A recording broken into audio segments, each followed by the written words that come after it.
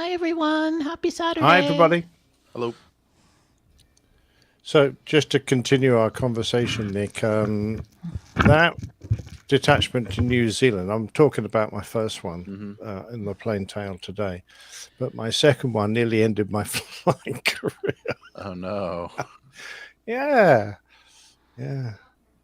We were given permission to beat up the airfield. And I was given the strict instructions because I was leading this 10-ship formation, not to overfly the flight line. So I briefed everybody, stay on the right-hand side of me because I'll put myself up against the flight line. And if you stay on the right, then you'll be fine. And I didn't really give myself enough room. Oh, boy. I overflew the flight line. Uh-oh. And I thought it was all going to be Oopsies. fine. Yeah. Didn't go down well, I'm I'll sure. tell the full story. Yes. In more to another come. phase. That's a good More tease to there, come. Nick. Ooh, what a tease. Ooh. Can't wait. First thing I want to do is wish our, what I used to call our the mayor of SQPN, but now he's the mayor of APG, Mike Kuipers. He had a birthday. Belated happy birthday. Yeah, yes, belated huh? happy what is birthday he? just a couple of Is days he ago. 99 now, or is it 100? I'm not sure. He'll have He's to a tell us. long-time listener. He's a long-time listener. Yeah. Yes. Mike Methuselah Kuipers. Exactly. He's listened to a lot of 3-hour shows at his time. That poor man. I don't know how you're still alive, Mike, after listening to all these 3-hour shows. Hi, Richard Absolutely. Adams. Oh, man. All right, gents, are we getting ready to roll here? Or you got stuff We're getting to close. do? Let me make sure I Yeah, have this no, all that's fine. working. I'm Yeah. thinking of going and watching the telly, actually. Oh, okay. Okay, bye. It's great seeing you. How about recorders? Yeah, recorder's on. I've got one of those. Mike Okay. says he's 100. Looks Oh, good for that. okay. Is that That's all? good, yeah. It's a centennial year. Move to trash. That's what I want to do. Okay. And if people in the chat room can verify that our levels are somewhat okay. Yeah. Everybody speak a little bit. So, Audio setup. oh, Mike says he's 100 minus 30. Pickle actually. pepper. Peter Piper picked a peck of pickled peppers. Yep. Yes, my mother's favorite boy's name was Peter until she married my father. And then she thought, well, I guess that's not going to work so well. Oh, Peter Piper. Oh, that's funny. That is funny. That would be fun. That's what I would name my kid that just Just for fun. because. I went to school with a girl named Robin Hood. I don't know. All right. Again, Nick, say some more things. Nick Camacho. Yeah. Ken Okay. Hayes says the voice levels are good. Thank you, Thank voice you, Ken. All right. I have a different demographic in the chat room today than usual. Oh, really? Maybe not. They're not a just- bunch of weirdos like Ouch. we normally have. I didn't say that. Captain Knickers. We've got lots of weirdos to choose from. Oh, well, I mean, I love weirdos. I'm I a do weirdo. too. That's the whole point. They yeah. fit right in with the rest of us. Okay, let me do a sound check recorder's on on, yeah. Radio Roger. You're I'm a listening to bit the red. Airline Pilot I Guy look a bit Show. red. You are View red. from our side of the cockpit door. WAPG, How's Pilot that? Guy. Airline Pilot Guy episode 500. So is that the volume Sounded changing good at all? to Yeah. me. That Yeah. sounded Okay, good. good. I have control of the volume again, finally. That's why I had to rearrange all the different bits and bobs going into the interface. Was that your new little piece of equipment that you had? No, that has nothing to do with it. That's okay. another thing. Okay. And I actually, I was having issues with the soundboard that I've been using for quite some Yeah. time, Soundbite. I finally, another company that makes audio, the company that makes audio hijack feedback also has a soundboard called Farrago, and I have no idea what that means or why they named it Farrago, Farrago. But anyway, I've been using it now every now and then, but I've just decided to go ahead and switch fully because they're keeping it up to date. They just came out with version 2, which interfaces Cool. with other devices like the Stream Deck that I'm using. Farrago is a confused mixture. That sounds very apt, actually. Well, Oh, that's that sums appropriate. Jeff up. Sounds very apt. Okay, yeah, I like it. Oh, dear. Excellent. Like a hodgepodge. A hodgepodge. That's All right, that's yeah. us. All right. I'm going to put the slide up. We're ready. All right. Oh, wait, hang on. I never did because I was working through some other issues there. I need to share do the share video thing Okay. because that's our first news item, Yeah. isn't it? Okay, present. Come on, videos file and let's go to video. Come on. And what Yeah, is that Roger one? does have good levels, Ken. He's a pro. Roger's been a busy guy lately. What's the next video after that first one? Well, if you wanted to, are you going to show any videos of the guy jumping out of his plane? Yeah, that's the one I'm talking about. Oh, okay. All right. I already have that next- loaded. the next And I need to go to one 133 guy. on that. What a creep. I think the other ones are probably feedback. Feedback, they are. I don't think there are any more news. Okay. Yeah, no. So here's the guy. I want to cue it Trevor up to, Jacobs, I believe is his name. Yeah. Here, let me write about there. Okay, so that's all queued up. Can we see his? And- Can we see his fire extinguishers? Oh, I hope so. It says he was doing some kind of a promotional thing. Maybe it was for the fire extinguisher company. Yeah. Right. Oh no, wait, that can't be. It was And he there was was trying to self hide them. promotion. Wasn't it self promotion? Probably It was- self-promotion. it was for a wallet. So I was curious about What? yeah, a wallet company. Really? Oh yeah, hold that. We'll talk about that when we do the show. That's sweet. All right. All right. Let's hit it. Guess. Okay, here we go. Let her rip. You're listening to the Airline Pilot Guy Show. The view from our side of the cockpit door. WAPG. It's the Airline Pilot Guy. Airline Pilot Guy episode 569. Yeah, he's up in the sky. It's the Airline Pilot Guy. Hello, you're listening to the Airline Pilot Guy Show, the view from our side of the cockpit door. With your host, Captain Jeff, broadcasting live from Studio 1A at APG headquarters in Roswell, Georgia. Today's show is recorded on the 13th of May, 2023. Yeah, he's up in the sky. It's the Airline Pilot Guy. Picture light and it's flying by. With the Airline Pilot Guy.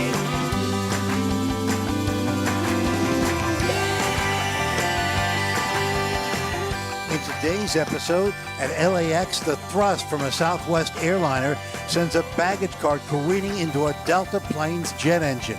An Air India passenger is stung by a scorpion mid-flight. More news, your feedback, and today's plane tale. So get all settled in. Tray tables and seat backs in the upright and lock positions. Electronic devices powered on. I'm Radio Roger, and Flight 569 is ready for pushback. Thank you, Radio Roger. He's an award-winning TV and radio reporter currently at the #1 all-news station in the nation, 1010 Wins on 92.3 FM in New York City. perfect timing. Welcome to the Airline Pilot Guy Show. It's an aviation podcast covering the latest in aviation news and answering your great feedback. I'm Captain Jeff, a pilot at a major legacy airline. Oh, that's interesting. Airline based in Atlanta, Georgia, or somewhere here in the United States of America. And joining us today from across the pond in his studio, In Hartford, Hereford, and Hampshire. professional photographer, former RAF fighter pilot, retired Airbus A330, A340 captain for Virgin Atlantic Airways. It's Captain Nick. Hi, Jeff. Lovely to be with you again on this beautiful spring day here in the United Kingdom. I'm so pleased that I'm in a darkened studio. Well, hopefully we won't take you out of that beautiful weather for too long. Hopefully. And also joining us from the air capital in Wichita, Kansas. Low and slow pilot, A&P mechanic, old airplane enthusiast, and engineer in the aerospace and defense industry. It's Nick Camacho. Hey, Captain Jeff. Just gonna be here for a little bit, but glad to step in and Well, we'll take who I am. We'll take whatever we can get from you.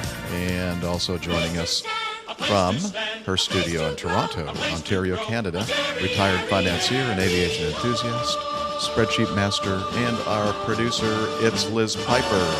Hi, everybody. Happy Saturday. Happy Saturday to you as well. Let's Have a good show, gents. Well, thank you. I think now would be a good time for us to move on to the news.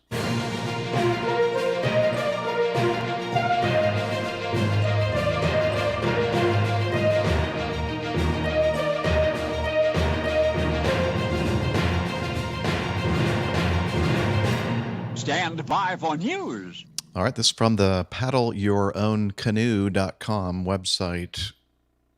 Delta airplane damaged after jet blast from Southwest Boeing 737 blows baggage cart into an engine. Let's see. The Delta Airlines operated Boeing 737-800, which was parked at a gate at LAX, was damaged after a baggage cart was blown across the ramp area and collided with the left engine of the aircraft. The apparent cause of the accident was jet blast from a passing Southwest Airlines 737, which hit the baggage cart with such force that it was blown across the tarmac. In a summary of the incident, the FAA confirmed that no one was injured, although the extent of the damage to the aircraft has not yet been reported. The 10-year-old aircraft, which once belonged to Brazil's GOL, I'm not sure if that's pronounced like that or not, Goal! Score! Yeah, and the European low-cost airline Transavia, before being purchased by Delta in 2017, had just arrived in Los Angeles from Salt Lake City on Wednesday and was preparing for an onward flight to Puerto Vallarta, Mexico. Following the accident, the aircraft appears to have remained on the ground. Its registration November 774 Delta Echo. Hasn't operated any further flights. The scheduled flight to Puerto Vallarta was delayed by around an hour while a replacement aircraft was found. Last month, a Delta-operated Boeing 757 was badly damaged while waiting to take off at Mexico City Airport when an Aeromexico plane collided with a... What does that have to do with this story? Nothing. Nothing at all. I don't know why I read that. There you go. Okay, well, discussion about this? I mean, was it the Southwest 737 was feeling poorly about the 73 that was in Delta colors? Taxiing too fast. Oh, there's no such thing, Liz. I thought they might be jealous of Delta's new contract. Ah, maybe that's it. Could be. I don't know. Actually, you know what surprised me the most, or what was the most curious about this article to me, was the fact that that airplane's only 10 years old. Mhm. It's already with its third company. That seemed like a lot of turnover to me, but Yeah, it does. It really does.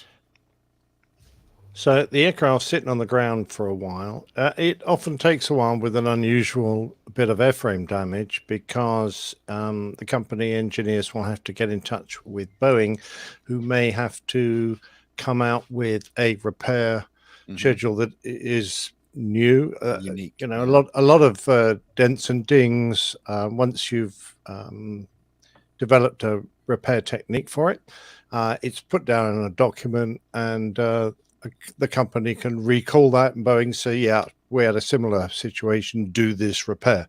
If it's a slightly unusual one, depending on where it's struck, then they may have to devise a new one. That's only my own experience from having our aircraft in the company bent by various contractors that buzz around the aircraft, and some of them are fixed very easily and quickly.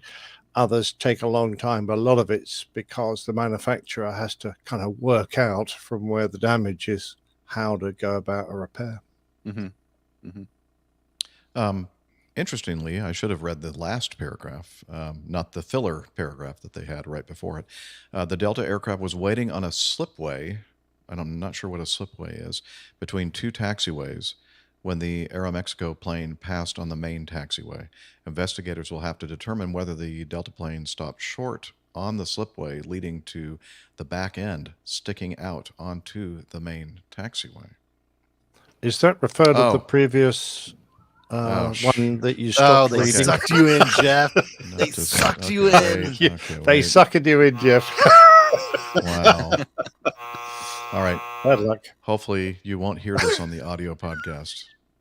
No, I'm going to leave it in just to show you what an idiot Absolutely. Yeah.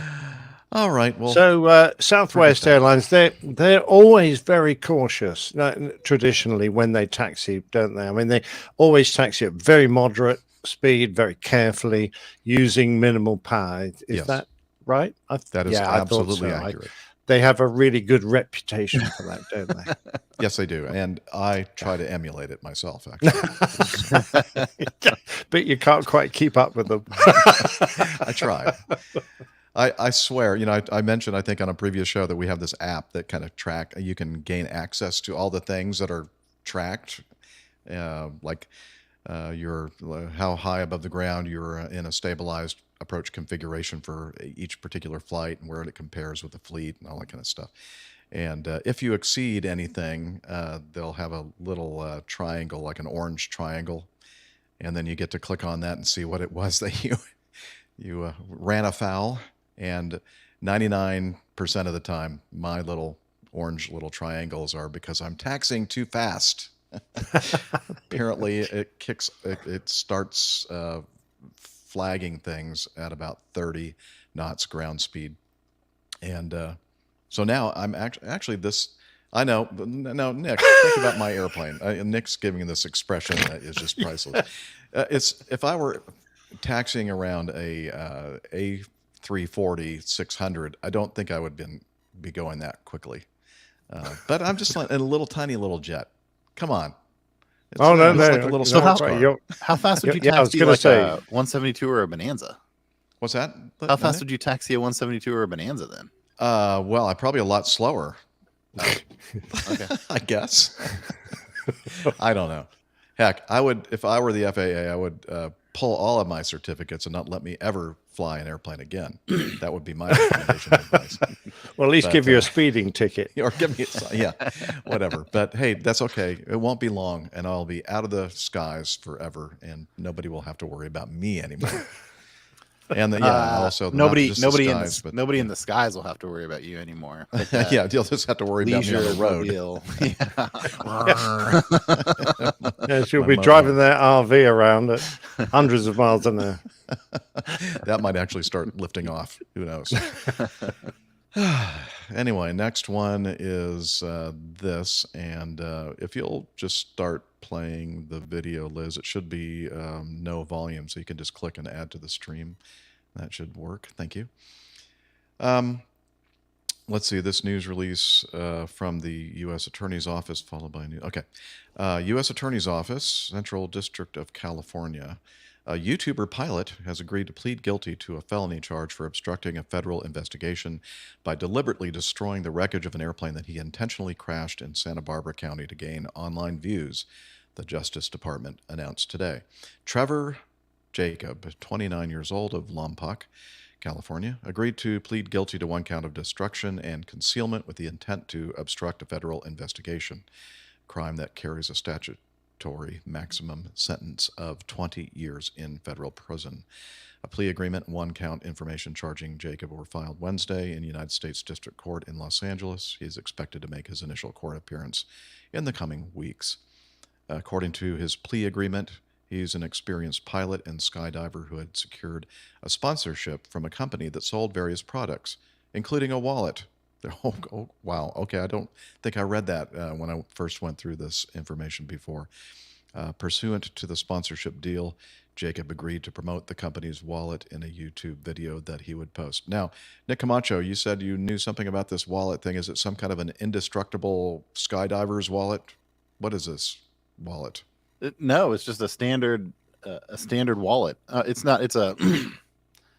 It's like a money clip wallet, so it's a slightly more modern thing. But yeah, it's just kind of has a adventure bent to it, and so I guess they looked at him like a adventurous spirit, worthy of, Yeah.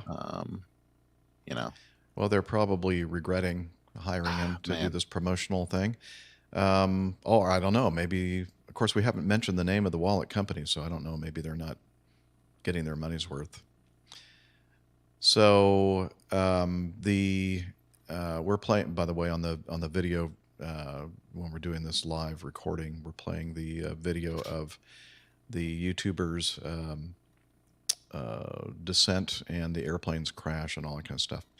Anyway, so just to remind everybody, he took off from Lompoc City Airport on a solo flight purportedly destined for Mammoth Lakes. He did not intend to reach his destination, but instead planned to eject from his aircraft during the flight and video himself parachuting to the ground and his airplane as it descended and crashed. There was something in here that I thought was kind of funny. We just watched some of the footage from his video with I don't know how many different camera angles. I don't know how many different GoPro cameras he had mounted on this thing. But it said something about uncontrolled descent and crash. And I'm thinking, didn't look too uncontrolled to me. It looked very controlled, wouldn't you say? The airplane? Yeah. I think it looked stable. I mean, obviously it wasn't being controlled. I was going to say nobody there's no there one to in it, so I don't know control if we can say it was controlled, but it was a stable, appearing to be controllable airplane for sure. Yeah. Yeah. And the propeller is spinning again, so for anyone who Oops. wasn't listening to us back in December or February or whenever we talked about this the first time, there were lots of, obviously everyone knew what had happened here as soon as he put his video out, but yeah, poor airplane. Well, a lot of the folks critical of this person and this event say, I mean, there were several clues that he intended to jump out of the airplane and like, for instance, opening up the door before the engine quits. Mm-hmm. And then I think, all the different camera angles and such, but it didn't seem that he even attempted to restart the engine. I don't know. Just, not to mention the fire extinguishers that he had in his pant legs, Strapped to his concealed. legs, yeah, strapped. I don't think he normally flies like that. I'm thinking, Yeah. Anyway, well, I'm glad to see that perhaps justice will be served. What do they say? Up to 20 years in prison? Yeah, possibly. and it's I think it's important to note here that he's not actually going to jail for crashing the airplane, right? He crashed the airplane, and his disciplinary action for that was getting his license revoked. Mm-hmm. And now he's going to jail because the federal government basically told him to protect and preserve. Yeah, the accident. I don't know if they said the accident site or just the airplane, right? Mm-hmm. And he, rather than doing that, he chopped the airplane up into tiny pieces and threw it away in various trash cans, like a serial killer would do with a body. Yeah, he hired a helicopter, right, to come out there, and They knew flew it exactly out with a where helicopter. Yeah, picked it up, and then he cut it up into little pieces, and then threw it away in the darn airport trash cans. I'm thinking, come on, if you're gonna get rid of the evidence, take it somewhere else. Yeah, and so be a bit more creative. Yeah, right. And the 20 go years out to the desert and bury it in a shallow grave. the 20 years is the maximum for that obstruction charge that he pled guilty to. So, generally when you plead guilty to something, you do that in exchange for a reduced, charge or something. But it also could be that the government may have said, like, hey, we're going to charge you with these 3 or 4 things, but if you plead guilty to one, we'll drop the other ones. So, because he lied to them. I don't know if he would have perjured himself when he lied to them. I don't know if those conversations would reach the level of perjury, right? But he filed an accident report and said, well, if it had been said an a bunch FBI of lies in an agent, accident report. That would have been perjury. Yeah, that's true. Yeah. They say never talk to an FBI agent. Right. Yeah. because you're never going to win. Captain Nick, did you have something to add? No, I was just making a few quips in the background with my yeah, we didn't microphone hear any off, of so I was the only person that heard them. I thought they were very funny. They were very clever. Yeah, they were. We'll hear him now. Yeah, or no, he at could just send me the moment, recording that he's recording of himself, and then we'll throw them right in there. Oh yeah. Oh, possibly. Yeah, you could, I it'll be suppose. I like think Liz. It'll Big be like Brother listening to is Liz in the watching. after story. Yeah. Masha says, let's see, if he's making enough money on YouTube to hire a helicopter, y'all are doing something wrong. Well, that's for sure. Well, that just goes without saying, pretty much. Masha. We've been doing something wrong for years, Masha. Yeah. When he goes to prison, iHaul Boxes says he should check for files up his pant legs. Yeah, 'cause apparently he likes to put a bunch of stuff up there like that. Huh, okay, well, interesting story. We'll keep following it, see how the trial goes and what he actually ends up having to pay / I serve. think it'll probably be pretty mild, quite honestly. Yeah, I think so too. Yeah. He has to build a plane from scratch out of the parts that he threw away. And then he has to fly it. And then he has to fly. Perfect. Without a parachute. Yeah. Yes. Oh, man. All right. Let's move on to this next one from Paddle Your Own Canoe. American Airlines mechanic was found guilty of smuggling $320,000 worth of cocaine into the U.S., hidden in a compartment under the cockpit. An aircraft mechanic who worked, past tense, for American Airlines in New York, John F. Kennedy Airport, has been found guilty. As we just mentioned, they found the United States Customs and Border Patrol officers found 10 bricks of cocaine hidden inside a special compartment under the cockpit of an airplane. It's not really that special of an apartment. Well, I guess there was a compartment within the E&E compartment. Paul Beloisi, maybe, was found guilty by a federal jury of all 3 counts of an indictment charging him with conspiring to possess cocaine, conspiring to import cocaine, and actually importing cocaine, following a trial in Brooklyn District Court. Let's see. He was the inside man in an international drug trafficking gang which was responsible for smuggling large quantities of cocaine from Jamaica to the United States. Following the verdict, the U.S. Attorney for the Eastern District of New York said that he was caught red-handed trying to facilitate the smuggling of a large stash of cocaine hidden in an electronics compartment. This corrupt airline mechanic not only abused his position of trust and undermined the security of a vital border crossing in our district, but was also willing to potentially endanger the safety of travelers as well as the community. He had free reign around the airfield and was able to come and go on American Airlines airplanes without facing the threat of being challenged. Around 3:30 p.m. on February 4, 2020, so 3 years ago plus, on American Airlines flight 1349 arrived at Terminal 8 at JFK, having just flown in from Montego Bay when CBP officers decided to carry out a random enforcement exam of the aircraft. The inspection included a search of the main avionics compartment, which is situated underneath the cockpit, but is accessible from the ground. During the search, they found 10 bricks of what appeared to be cocaine concealed behind an insulation compartment. CBP removed the bricks, but then replaced them with dummy drug bricks that had been sprayed with a substance that glows when illuminated. They also placed a transponder in the compartment to alert them. Liz thinks it may have been glitter that they just covered it, but probably not. Anyway, they also put a transponder in the compartment to alert them if the bricks were moved. For several hours, no one approached the aircraft, which was due to depart at 8 p.m. for its next flight, just 20 minutes before its scheduled departure. And while passengers were boarding the plane, Beloisi was spotted driving up to the front of the aircraft and entering the avionics bay. Within a few seconds, the transponder activated and CBP officers rushed to the airplane, observing him readjusting the insulation blanket where the bricks were hidden behind. His gloves glowed from the substance, the glitter, that had been on the bricks and was detained for questioning. He was found to have cut holes into the inside of his work coat that created compartments capable of holding the bricks. He He also had an empty mechanic's bag in his vehicle. The bricks of drugs weighed more than 35 pounds and field tested positive for cocaine. Officials believe it was a street value of between $285,000 to $320,000. Wow. There you go. Crime doesn't pay, usually. Maybe it does, and we just don't know Well, about yeah. it. I don't know.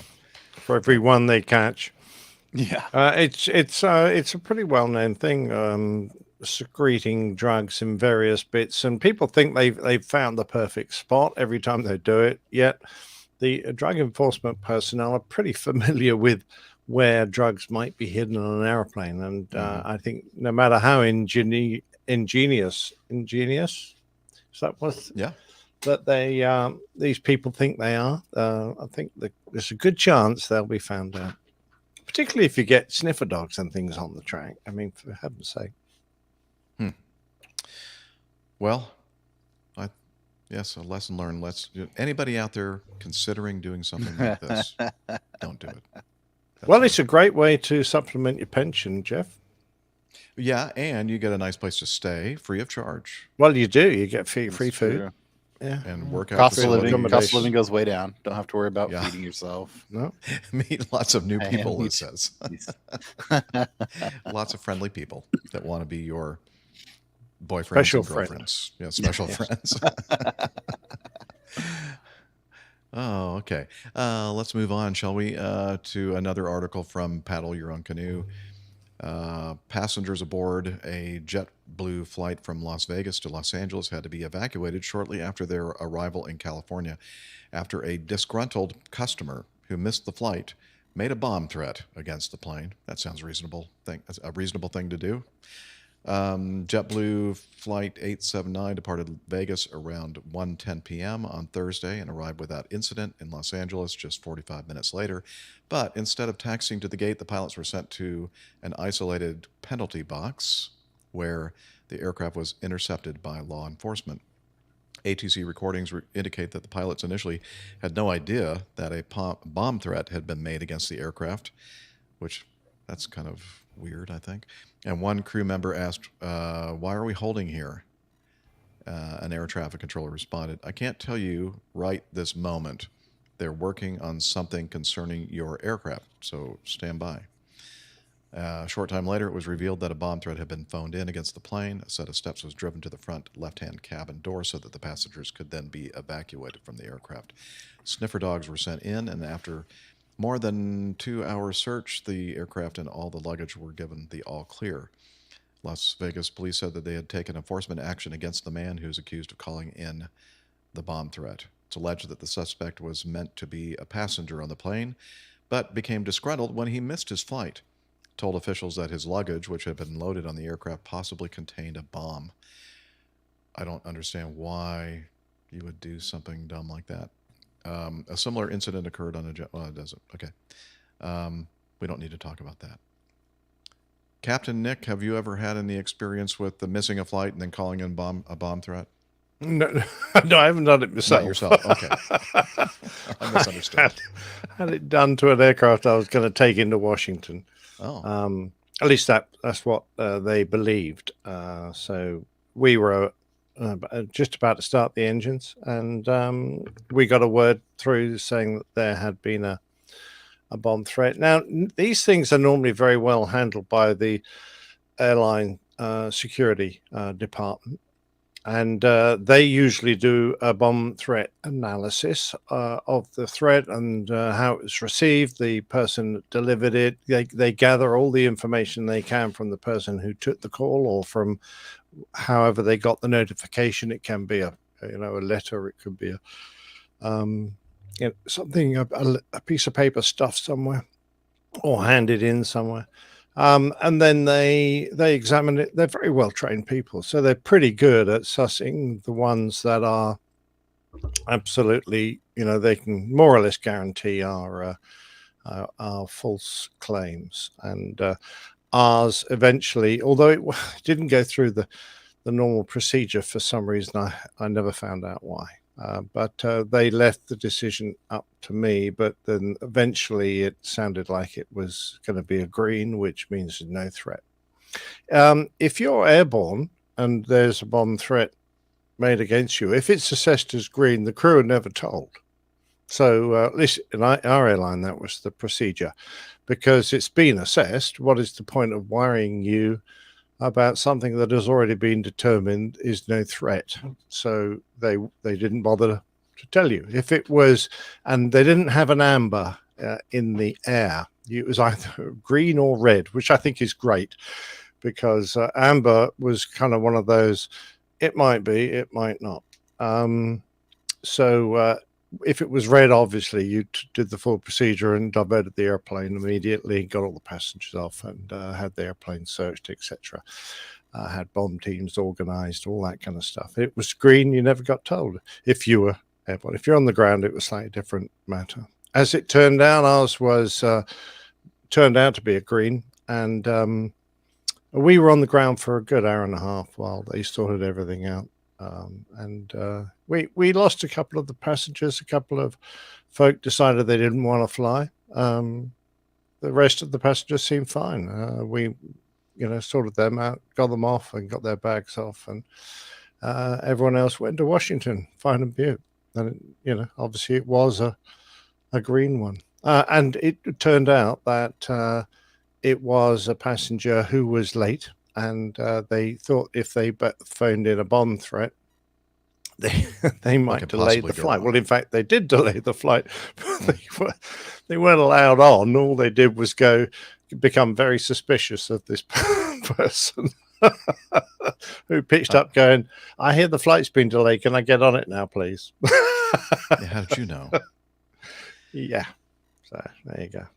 Main man Micah in our audience says maybe he only said, quote, this delay blows up my plans. They just misunderstood him. Yeah, probably not. Yeah. I've had a couple of times when en route notified by our company that we had a bomb threat put against our flight. And in both cases, I think it was just twice in my career, they said that corporate security had analyzed everything and didn't think it was a legitimate threat. And so, in other words, in using the language that Captain Nick is using, I guess it was a green. But they gave the captain the option of treating it the way that he wanted to treat it. But we went ahead and, went with corporate security because obviously they have a lot more resources than we have and more experience than we have individually. So, and we didn't blow it up. We didn't get blowed up at all. Good job. Yeah. Well done. Congratulations. Thank you very much. If I had, we probably wouldn't be here on this podcast unless I was one of you guys started. And you were thinking, yeah, well done. Could have been. Well done for not getting blown up. Mess with this on a Saturday morning or afternoon for you. Okay, let's continue, shall we? With yes. Nick. I'm probably gonna bail out here. All right, very good. Sorry for my abbreviated appearance, but yeah, it's always good to see you. Thank you for taking the time to show up for a little bit of the show. That's better than a couple of the other hosts that are obviously not here. They're missing. Yeah. But anyway. Yeah. Well, I appreciate it. We'll talk to you guys soon. All right. All the best. Have a great game. Thanks. See ya. Take care, Dad. All right. And don't forget about Mother's Day. Hope he's still there. Yeah, I'm sure he won't. Yeah. Mother's Day here in the U.S. I don't know if are you all celebrating Mother's Day in Well, we do have a Mother's Day. I don't think it's this weekend. Okay. Liz is saying it's in March, so it's already come and gone. Hopefully you remember. Oh, is it? Okay. Yeah, Mothering Sunday or something like Mother of a Sunday. No, that's not right. Let's continue this. Let's continue this new segment with this story from UNHCR. What does that stand for, Liz? .ca. United Nations something in Canada. High Commission for Refugees. Wow. Okay. This involves a young lady named, okay, to say how to pronounce that, Liz, in my ear. Oh, what do you mean you got to go find it? Oh, you don't have the article up? But Nur Yutayim. Yutayim. Okay, when she puts on her headset, the chaotic world outside the cockpit of Air Inuit passenger airplane goes quiet as she readies the aircraft for the long journey over the vast expanses of Canadian boreal forests and Arctic tundra. Her thoughts shrink into a neat flight checklist. I feel like I've just opened up the first page of a novel that I'm reading here, the way this is Yes, being written. it is quite poetic, isn't it? Mm-hmm. Here we go. Batteries, all on. Check. Main bus tie. Check. Oh, no. Main bus tie. Check. DC gens, on. Check. And on and on and on down the pre-flight checklist. There's no room on that checklist for worries about family and friends in Syria or Lebanon. No space to ruminate about an argument with a loved one. I feel like that's true for all of us, actually, I think. When we kind of focus on our job at hand, it tends for most of us to eliminate any thoughts or concerns about what might be happening with our personal lives. Compartmentalization, I guess, is the word to use there. I feel like the second I put on my headset, I disconnect from the outside, says the 27-year-old former Syrian refugee. Like if I had a fight with someone last night, I wouldn't be able to think about it even if I wanted to. Noor is not one of your stereotypical bush pilots whose daredevil flying helped connect remote indigenous communities or mining camps to the mainland during the dawn of aviation in northern Canada. But her pioneering spirit led her to learn how to fly an airplane even before she got her driver's license. She was 17 years old when Syria's crisis forced her to flee the family home in Damascus to neighboring Lebanon, where she enrolled at Beirut Arab University to pursue her first passion, architecture. I lived there for a couple of years without my family, but it wasn't getting any better in Lebanon or Syria, she said. Working in a Syrian restaurant in Beirut, she says she barely earned enough money to make ends meet. And when her aunt in Canada, or aunt if you'd prefer, who had supported her studies, could no longer afford the tuition, she had to drop out of school. Went back to Syria for 6 months to try it again, but it was not safe. Couldn't see a future here, she adds. She returned to Lebanon once again. Desperate to escape Syria's insecurity and Lebanon's economic collapse, her family started looking for a way out. Canada beckoned as a distant dream. I was just dreaming of a better future and imagining what my life would be covered in snow 24 hours a day, 365 days a year. No, I'm just kidding. She didn't say that. I was just dreaming of a better future and imagining what my life would be there. In November 2015, the newly elected Prime Minister Justin Trudeau vowed to resettle 25,000 Syrian refugees to Canada in 100 days. Part of those Syrian refugees were to be sponsored by the federal government and part by private individuals. Noor's aunt, who had moved to Montreal years earlier, convinced a church group to sponsor the Utayims, Noor, her mom, and 2 brothers. But the wait for the coveted Canadian visa was getting more desperate with every passing day. Anyway, so she actually made it over here. I'll probably not read the entire article, which is very well written, I should, say for sure. But obviously, at some point, she decided to explore a career in aviation, and she went to a flight school to research her school project, and then the more she explored, the more interesting and enticing flying became. So she says it was a lot of money. She said, when I came here, I had $200. Well, I can guarantee it costs more than $200 to learn how to fly and get all those ratings and such. She got a student loan from the bank, began her flight training in February of 2018, about a year after her arrival in Canada. And she had so impressed the flight school that she was offered a job as a flight instructor. Now, of course, the person writing this article probably doesn't understand that that's pretty much the way things go with these flight schools. Unless you're just a complete idiot, you're probably going to be asked to stay and help teach the other students in the school for probably hardly any money at all. But sometimes there's one of the returns is that they may help with offsetting some of the debt that you incurred, learning how to fly and getting these. Yeah, and you get a lot of flight time, Liz, that's for sure, because that's essential. Once you get all those ratings, you got to get the time, right? And then you get, you interview and you get hired and all that. So it looks like she was hired by Air Inuit. And yeah, anything else, Liz, that you want to? Okay. From Syria to the Arctic, and now she pines for those days in Syria where it's warm Yeah, outside. that's right, where it's nice and warm. Yeah. No, it I doesn't. just realized what I've been doing wrong all these years as a pilot. I forgot to tie my main buzz tie. Oh no. Yeah. So all those times I went flying without my buzz tie tied. That's embarrassing. Yeah, Or exactly. can be. I know. Yeah. It was flapping around loose. So. Yikes. Yeah, it just goes what good pilot she was and what a lousy pilot I was. Uh-huh. Anyway, it's always nice to hear a nice, warm, heartwarming story like that. Oh, absolutely. Yeah, great. I mean, to overcome all those hurdles, moving halfway around the world, finding the sponsorship, you've got to inspire people with your story if they're going to lay out money for you, as well as showing the aptitude and the drive to complete all the training that's required. So you do feel inspired by her ability to do this.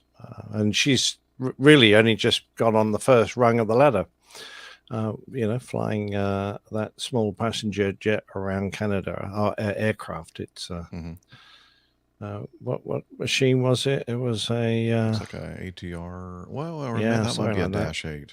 Hang on, let me go back to the article. Does it talk There's about a the picture airplane of she's it. flying now? A buzz tie? I think it's a bus tie, but some. Oh, I don't know. I Maybe. said buzz tie. Sorry.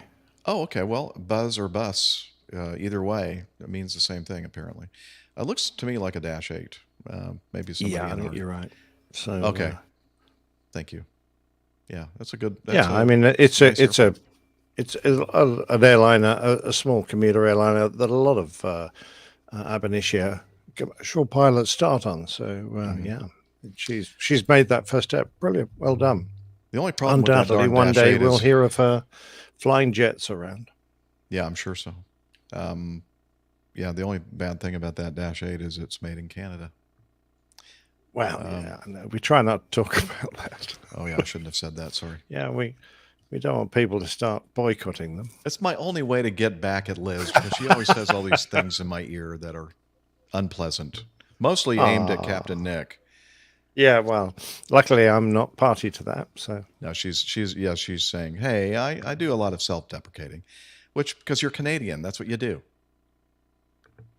You apologize a lot. Although I don't know, she doesn't really apologize too much to me. Okay, I'm just kidding. Of course, she's a very pleasant person and apologizes a lot. And even when she doesn't do anything wrong, she apologizes. Seriously. I know. It's like, why are you saying you're sorry? You didn't do anything wrong. Okay, here we go. Let's move on to this next item. Enough behind the scenes information that people don't care about. Aviationherald.com. This is where we get this next item. It's a final report. Back in May of 2022, Singapore Airlines Boeing 737-800, registration 9 Victor Mike Golf Lima, performing flight 439 from Kathmandu, Nepal to Singapore with 165 passengers and 8 crew, was departing Kathmandu's runway 20 when the crew suspected a tail strike, leveled off at flight level 150 due to the high terrain around Kathmandu. The aircraft diverted to Kolkata? Don't know. For a safe landing. Post-flight inspection confirmed the tail skid assembly had contacted the runway surface at Kathmandu. However, there was no damage to the aircraft's aft fuselage. On May 8th of this year, not too many days ago, Singapore's TSIB released their final report, concluding the probable causes of the serious incident where the tail strike occurred during the takeoff, KTM, was due to over-rotation by the pilot flying, coupled with a likely tailwind with a component of about 10 knots along the runway. The rotation pitch rate was at times greater than per second as recorded by the FDR. Huh? The rotation pitch rate was at times greater than... It seems like there's something missing there. Greater than per second as recorded by the FDR. Yeah, I think there's supposed to be a number in there. I think so too. Yeah, however many degrees per second yeah, you're supposed to Yeah, I pitch agree. at. There must have been something that got dropped there. The Yes. pitch angle of 11.07% or degrees recorded also exceeded the 7 to 9 normal pitch angle range. The flight crew could have considered beginning the tail strike normal checklist after reaching about 10,500 feet, while the aircraft was still climbing to the MSA of 14.4. Okay, well, 3 degrees per second, Hall Boxes is saying in the live audience, which is, I think, a pretty standard rate of rotation on all the airplanes that I've flown. Yeah, that Transport sounds about category. right. The incident aircraft did not have a tail strike warning indication system installed. If such a warning indication system was available to the flight deck, it would have helped the flight crew make better decisions as to whether to perform the tail strike non-normal checklist urgently. The operator's recurrent training program for, I guess that's a line check airman captain, did not include practicing the skills related to manipulating cabin pressurization. The investigation team suspects that the pilot monitoring might have been out of practice with the skills relating to manipulating cabin pressurization. It was pretty recently we talked about the pitfalls, potentially, Very much so. of operating the cabin pressurization system, especially in manual mode. Read. Don't do it if you can help it. The operator Absolutely. did not consider as part of its HIRM program. What would that be, Captain Nick? Do you have any idea? No. A HIRM, of course. The HIRM program, the complexity of a tail strike situation at aerodromes at higher elevations or high elevations surrounded by high terrain, did not develop targeted guidance and training for its flight crew. In response to the cabin altitude warning, CAW, the pilot monitoring, manually deployed the passenger oxygen masks as a precautionary measure without informing the pilot flying. Would have been nice to communicate Okay. Good CRM then. Uh-huh. The operator did not have a requirement for standard call-out for oxygen mask deployment. Well, still, I mean, Yeah, I mean, even it's not a standard deploying the call-out. oxygen mask now, Captain. Like opening the window in flight. I mean, there's probably no standard call-out for that either. But Yeah, that would be that's pretty right. obvious, though, wouldn't it? Yeah. Oh, boy. So I'm assuming here that, I guess, because they waited to accomplish the checklist procedure, because of the high terrain, they wanted to get above the terrain, which is a good thing. They somehow didn't think about the pressurization system and what problems that may have caused in this. And I'm just guessing here because I didn't actually fully prepare and read through this before we started recording the show. Maybe you have you have some insight here, Captain Nick, regarding this, or are you reading quickly? No, I'm with you. You know, if you suspect you've had a tail strike, you probably know shortly after you've completed the takeoff, and you're looking at each other going, "What happened then? Oh, I think we might have had a tail strike." It's kind of best to stay in the local area, particularly if you've got to cross high terrain, in order to get away from Kathmandu or wherever it was they were getting airborne from. So yeah, I would have probably stayed and then landed back. Having said that, once you're up there, you're up there. Not ideal to depressurize the aeroplane when you are above 10,000 feet, let alone 14,000 feet.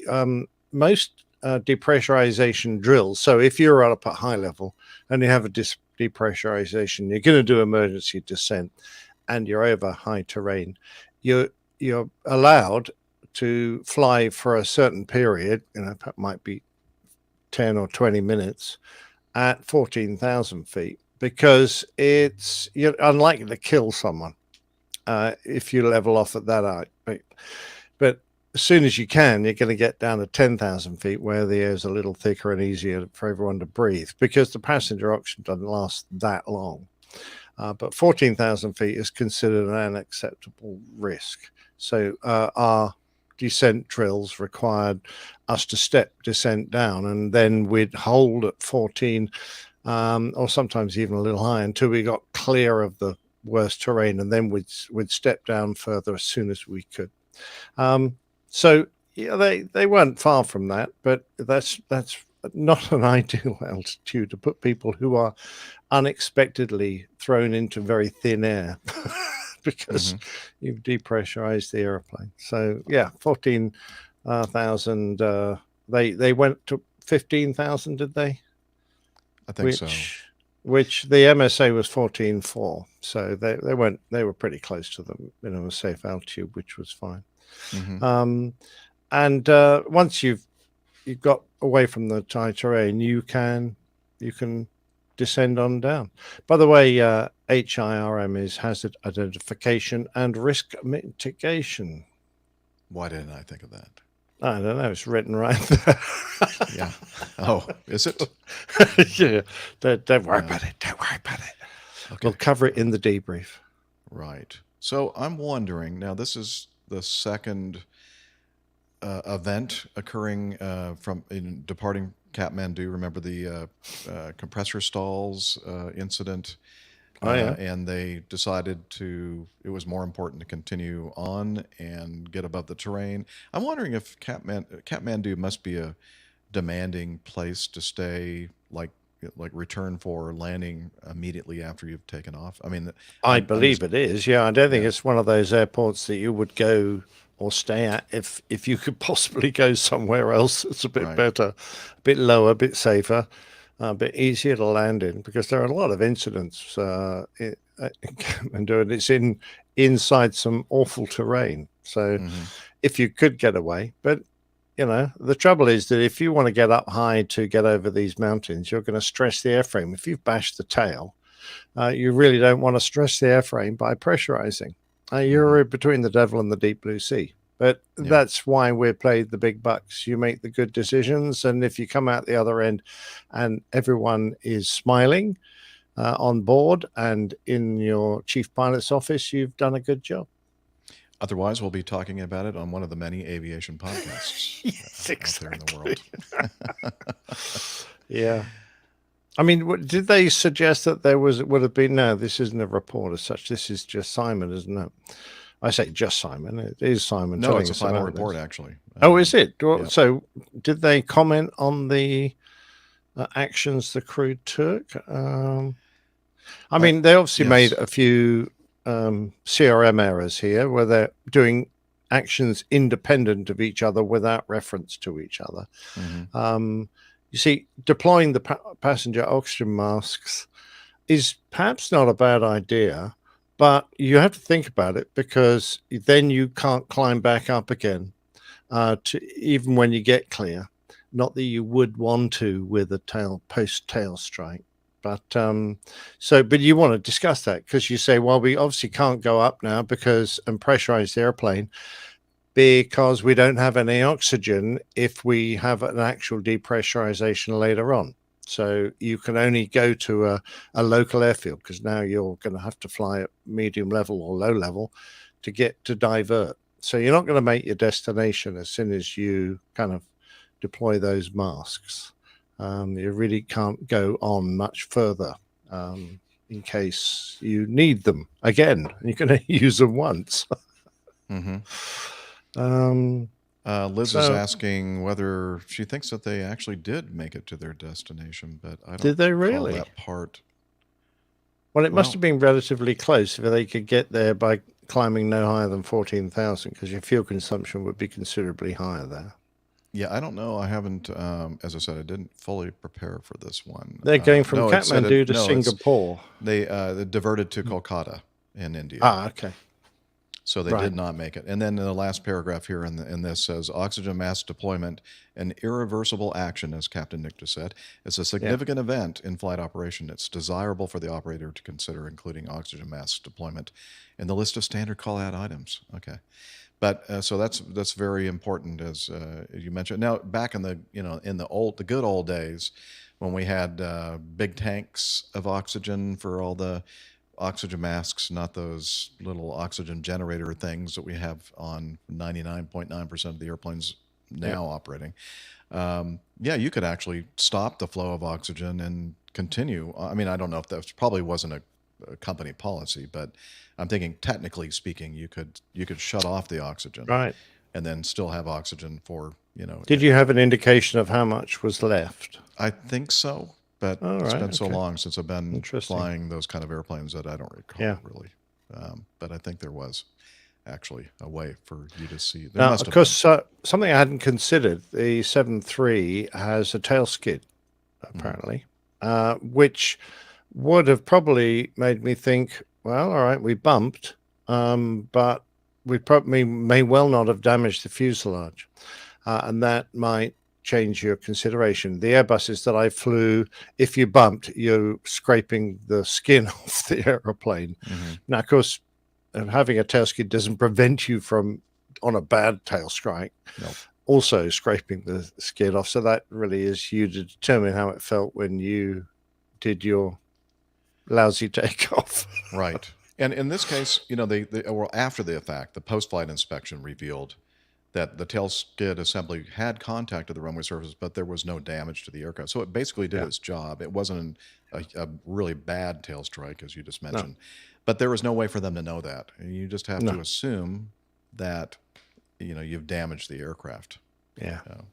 When I started flying airplanes with cameras fitted, I began to realize what a fantastic boon it was in the event of a problem.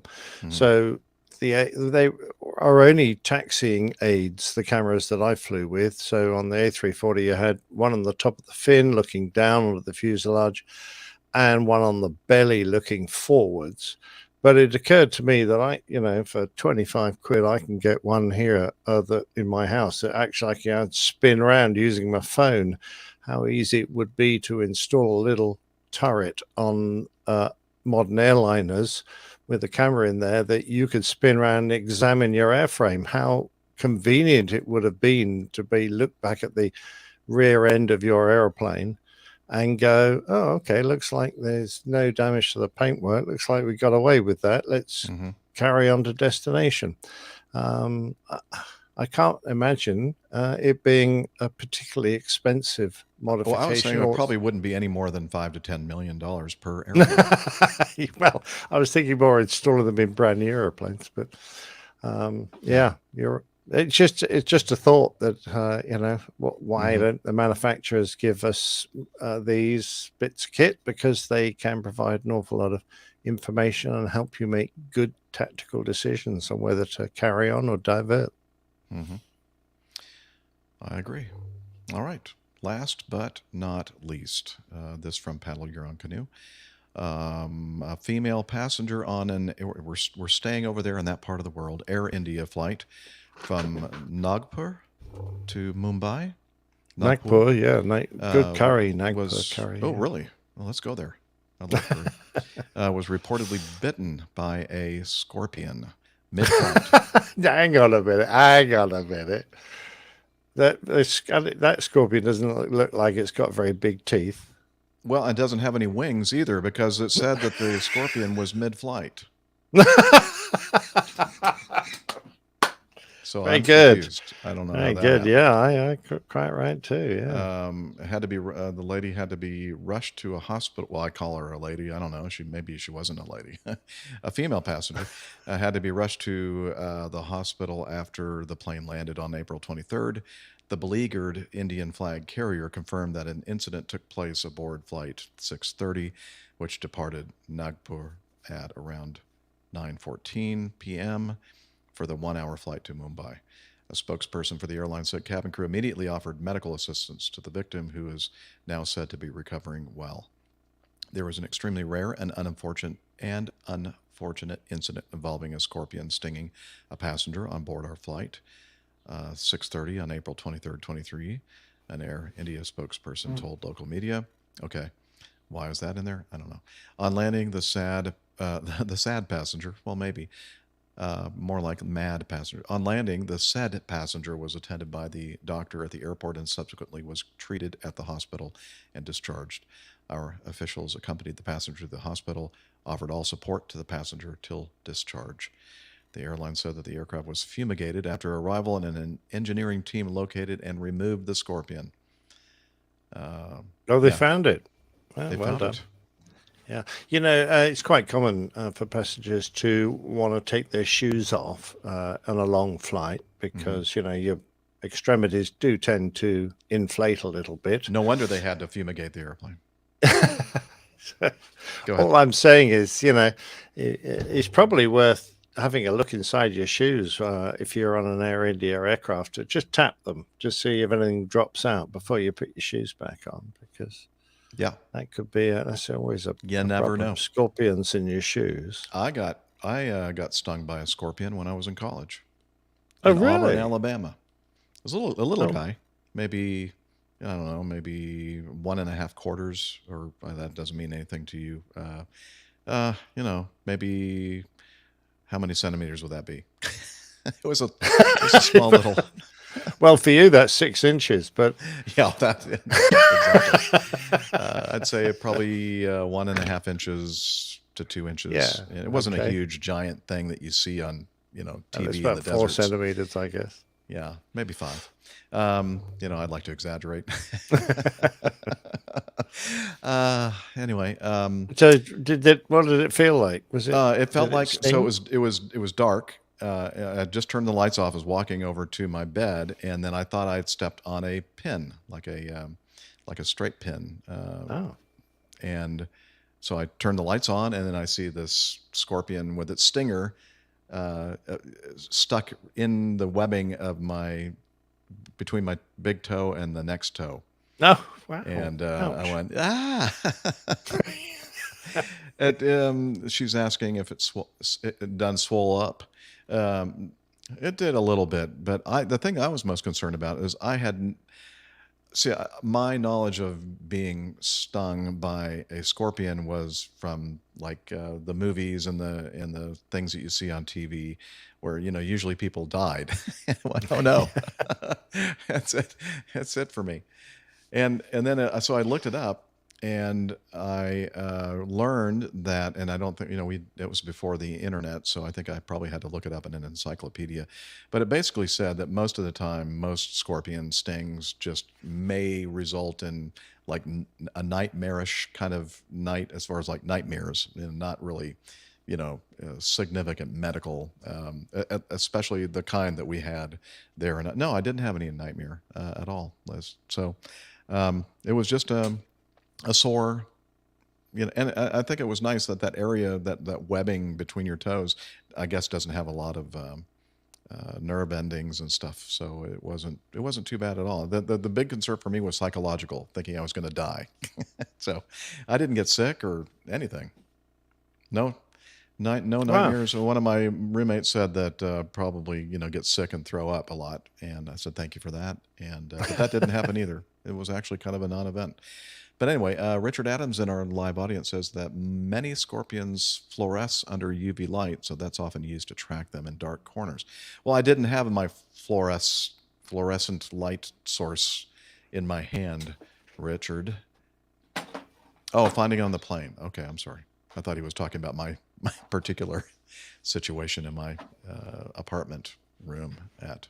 Yeah, I think mice are a lot harder to find on a plane, although Yeah. you can set traps for them. Funnily enough, it's something apart from scorpions, obviously they're going to be worried about because they do sting. Mice they're worried about because they chew electric cables on an airplane. Yeah. That's And that is cars. not something you want. That because on a on a mad dog or a angry puppy, they probably couldn't get through the big steel cables they have. But Ain't no on way. an Airbus, yeah. Yeah. All right. Is it that time, Liz? Oh, sorry. I just bumped my boom, my big old boom. There we go. It's that time of the show, getting to know us, where we talk about what's been happening. Look at those good-looking people there in that graphic with those hats. Yeah, they bunch of weirdos. Yeah, well, that's what we are, and we're proud of it. All right, Weirdos Unite. That's my call. And yeah, so Nick, have you been busy doing the lawn bowling stuff? Well, I've had some competition. I had a really good competition the other day. So we enter a nationwide, so a national competition for double rinks. So a rink is a team of 4. Double rinks, you have 2 teams of 4, and the scores combined, and you play another club, and it's a knockout competition. Whoever gets the highest number goes. And the club had an A team, which I wasn't selected for, but someone said, well, we've got a whole bunch of good players. Why don't we have a second team called the B team? And I was selected for that. So I was skipping one of the B teams. And we had a great win. So we did really well on our rink, came away with a nice winning margin, which makes it a lot easier for the other rink. If they were struggling a little bit, so they ended up with a tied score, but our good winning margin meant that we won overall. The A team, with all the star players, sadly lost. So Oh, no. they've been kicked out. We're still going strong. Anyway, that was a bit of fun. I was due to play a 2-wood singles match today, but my opponent decided that he was going to withdraw, and so he let me through. So I'm through to the second round now of that competition, and which I have to play in a few weeks. Other than that, nothing much is happening in the bowling world.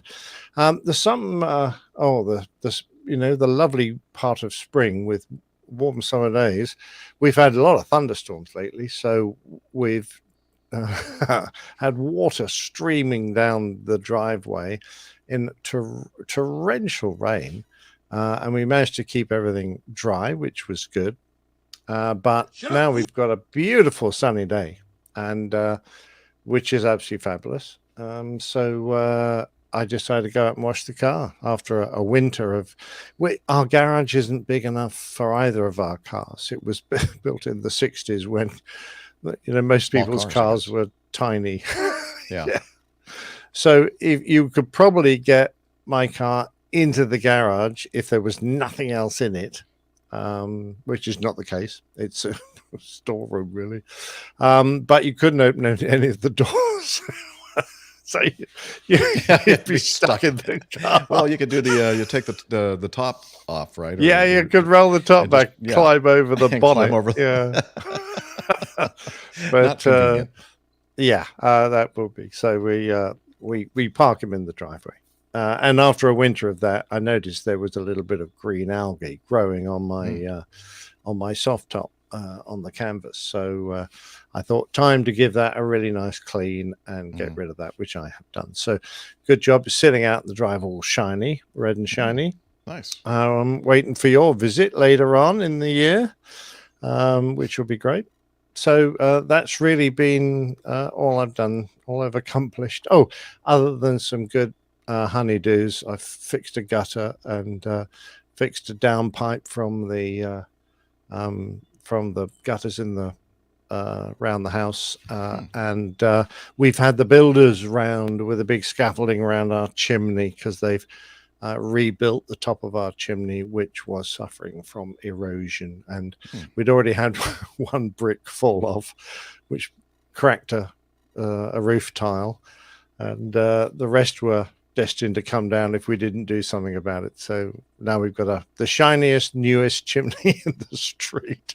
Nice. And if Jeff comes to stay, then he's safe in the knowledge that the chimney won't collapse onto his bedroom, which is not far from where it sits.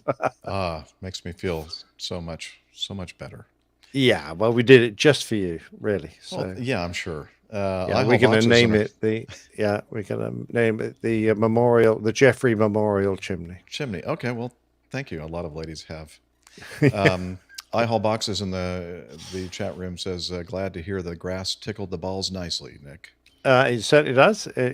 Actually the green is playing very well. It's speeding up as the ground gets drier and the rollers have their effect, and it's cut. You know, when you start the season, you can't cut the grass too short straight away. You've got to do it in stages. So it takes a few weeks to get that grass down to a good fighting depth, and then it becomes much easier to play. Now you're talking about A teams and B teams, and I mean immediately when you said A team, this popped in my head. Shut up, fool! Mr. Is that T. from the A team, the guys that used to go around rescuing people and doing Yep. all that kind of stuff? Mr. This is Mr. T. Shut up, fool! Shut up, fool! And I did that on the fly while you were talking. I'm thinking, Oh, boom, well A-team, done. Mr. T. Let's see if I can find that sound effect. Excellent. Well Thank done. you, YouTube. Do you want to talk about the cover art, Captain Nick? from the Yeah, last sure. You know, episode? I'm getting my hands on some decent pictures out of Mid This is Journey, beautiful one. Yeah. and yeah, I thought that was nice. So we were talking about long-time listeners a lot during the show, and I thought, oh well, I wonder what a long-time listener looks like. So that's my impression. And for those of you who can't see it, it's an old gentleman. I thought, well, something like Methuselah would be great with long white hair. Thought And that he's was a sitting selfie. there. Yeah, almost. He's sitting there resting on his hand, looking mournful and bored, and like life is too hard. And he's sitting behind. I said, beside an old-fashioned radio. Well, it didn't do a very good job. But it didn't look very radio-like, so I've had to add a front, which looked Oh. more like a radio with some buttons and things on it. Gotcha. Did you notice the clock? It's just coming up to 3 hours. Ah, 3 o'clock. Okay, coming Yeah, up on it's 5 to 3 hours, in the APG, afternoon. Yeah, so I have to nice. move those hands around to make that happen. Oh, And uh-huh. yeah, like I say, the buttons on the radio, I had to add those, and I had to add the radio face. And there's a picture at the back. Did you see what's on that? On the one with the gold frame? No. Oh, yeah, the APG logo. Yeah, that's the APG logo. Acme Airline logo, I guess. Absolutely. And Very nice. if Very you hard are to see, looking for the show number, did you find it, Jeff? Liz says it's on the clock, highlighted. It is indeed. The clock, where the manufacturer's name would go, you've got APG. And then most of the numbers are all blurred, except you can just about make out 5, 6, 8. So those are clearer. So And that thankfully, was those are where I all hid numbers that the are on the number. clock, right? 5, 6, Yeah, and 8. exactly. Yep. Where the I guess all the hours numbers would go. of any show would be there too. So that's a dumb thing for me to say. Sorry. Richard Adams says he was just a boy when APG started. He wasn't. And what I love is the look on the old man's face. It's like, oh gosh, it's like, Yes, oh God, I don't know how I'm going to stay why am I awake. doing this? Yeah. I know just how he feels. Thanks, Liz. She said Jeff must be speaking. I know I put people to sleep. No, no, I put myself everyone to loves sleep, listening actually. to you. Oh, well, thank you, Liz. What have I been doing? I have been, let's see, singing. as Drinking I beer by the looks like- of it. I do drink a lot of beer, and just take one look at my belly, and you can see the evidence of that. But singing a lot.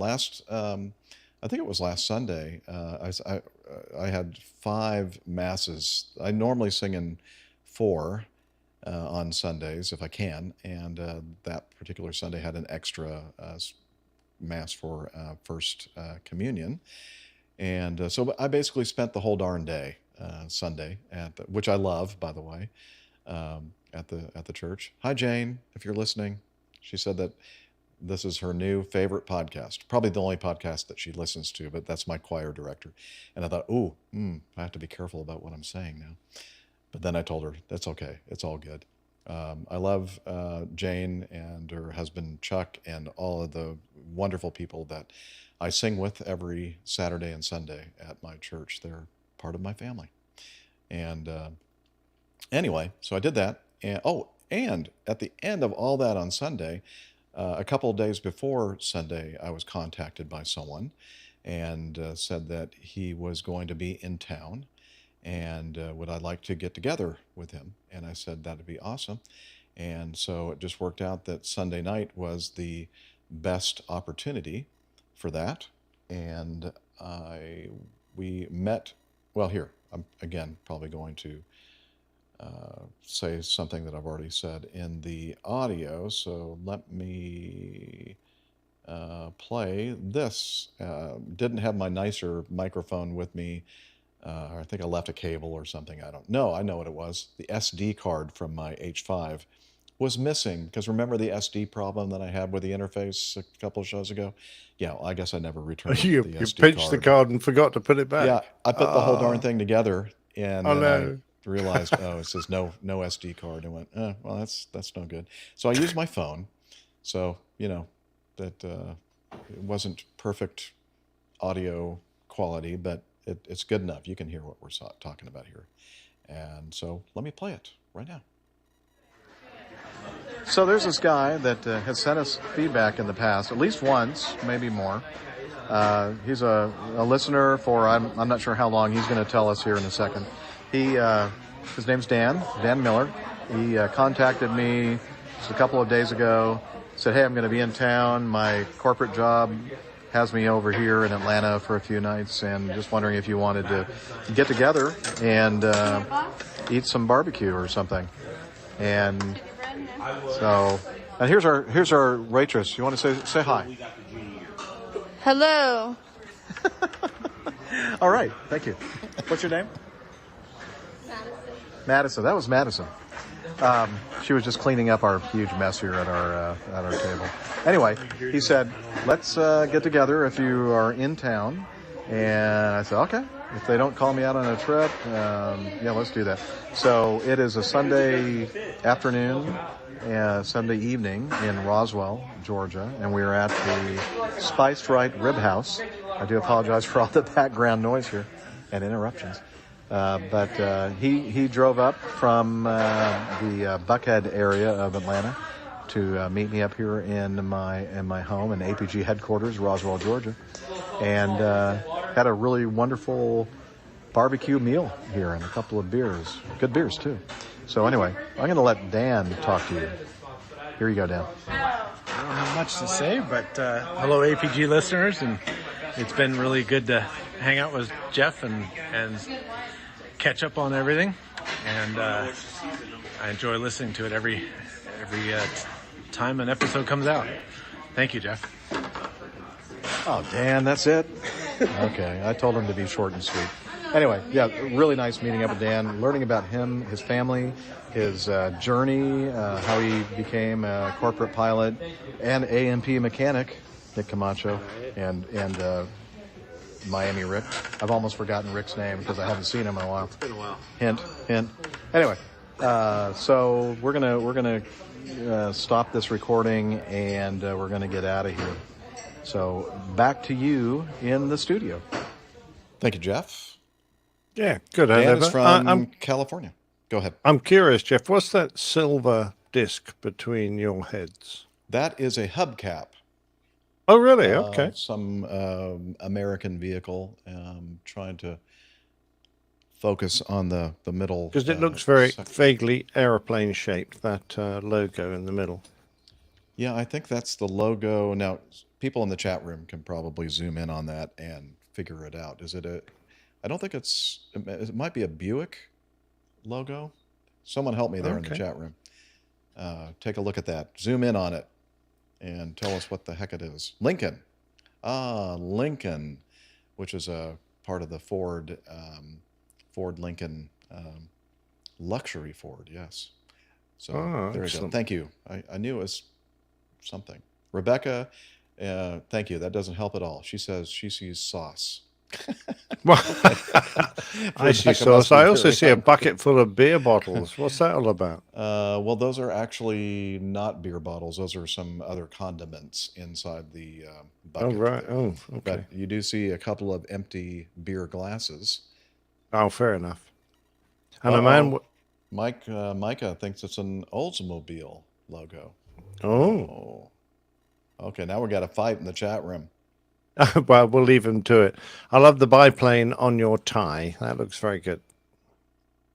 Yeah, I like to demonstrate the airplane that I fly when I'm wearing it. Well, yeah. I mean, that'd be the modern version, wouldn't it? Yes. Good. All right, yeah. So it was nice meeting you, Dan, at the Spiced Right Rib House, and enjoyed the time together. And hopefully, he said he's going to be heading out this way with his company probably several times in the future. So I said, hey, maybe you can come to the not planned yet APG meetup sometime this late spring, summer, early fall, maybe next year. I don't know. Winter. I don't know when it's going to be. But anyway, did I fly some trips? Yes, I did. I flew 2 trips last week. They were both 2-day trips. One was an overnight somewhere that I can't recall right off the bat. I need to look at my calendar. Looks like Oklahoma City. I was in Oklahoma City on Monday night, and then back the next morning on Tuesday, and then I just came back from yesterday, a 2-day, Thursday, Friday. I was in Asheville, North Carolina, and the next day I had to go back to Atlanta, and then did an add-on turn to Gulfport, Biloxi, Mississippi on the Gulf Coast. And yeah, that was it. So 1, 2, 3, 4, 5, 6 flights for the week, 2 2-day trips. And this system is working out pretty well so far for me. And even today, earlier today, they tried to assign a green slip or an assignment to go out and fly. And I said, nope, I have more important things to do. Good for you. Podcast, and I have singing to do. So, as I told Liz, got podcasting and singing. Well, yeah, it is. I mean, if it suits your lifestyle, then why not? I mean, you're coming to the point in your career where that's probably the most important thing to you now. It is. And yeah, I have to tell you, it's getting more and more difficult for me to get my excitement up to go drive down to the airport and fly another couple of flights over a couple of days. And yeah, I mean, the paycheck is definitely helpful, Liz, that's for sure. But honestly, like you did, Nick, in your last year or so, you just kind of time to start, scaling it back a little bit. Yeah.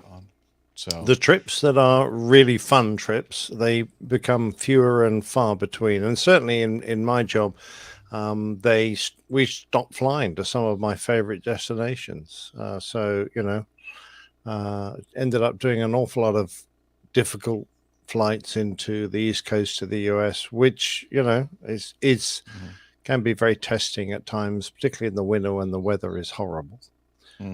Whereas I used to love going to the Far East. Our destinations there were really ground down to a couple just in China.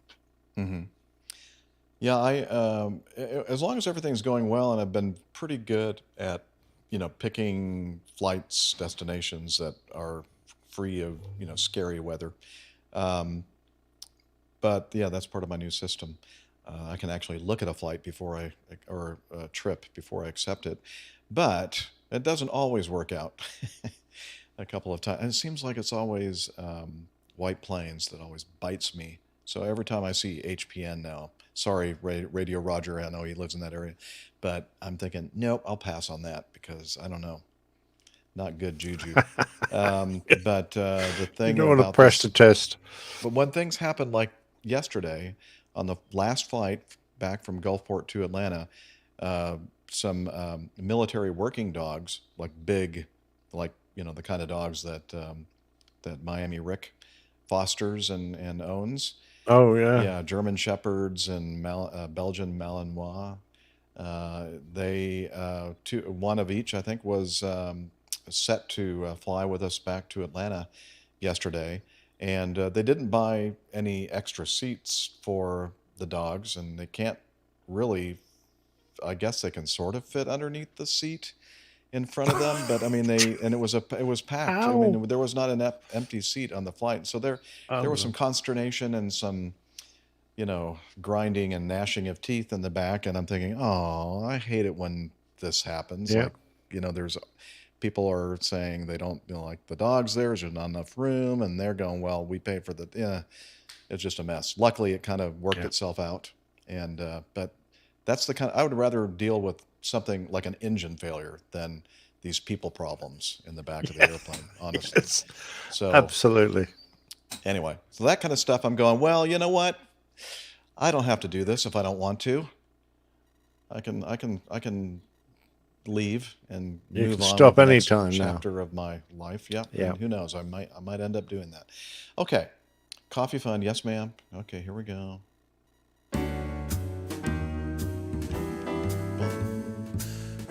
Johnny, how much more coffee? No thanks. I'll take some. I love coffee. I love tea. I love the APG community. Coffee and tea, and the driver and me. A cup, a cup, a cup, a cup, a cup. Oh yeah, the coffee fun. That's Jeff Smith, the best jingle maker in the world, who's singing the APG Java Jive for us. The Coffee Fund is your way to support the show financially. And if you want to do that, you can check it out on airlinepilotguy.com/coffee, but I'll tell you a little bit about them. First way is the Coffee Fund Classic method, which is basically a one-time, one-off kind of donation system, although there are people that send in recurring donations using that as well via PayPal. And since the last show, Mazoots, he's one that uses this way of contributing to the Coffee Fund quite often, and another generous. We do have some feedback from Mazoots. You're right, Liz. So thank you very much for your generous contribution again. And we also have something called Patreon. You can become a patron of the show via Patreon. And since the last episode, we have a new executive producer, Nicholas Turo Shields, joined us. So thank you very much to all the patrons and all those coffee bar club members out there. Again, we do appreciate it. We hope that you... What is it I say? You'll be glad you did, and so will we. Yeah. Okay, that'll be cut out for sure. Okay. Editing. Oh, lots of editing. Anyway, is Nick still missing? Okay. Oh yeah. Well. Thank you for that visual, Liz.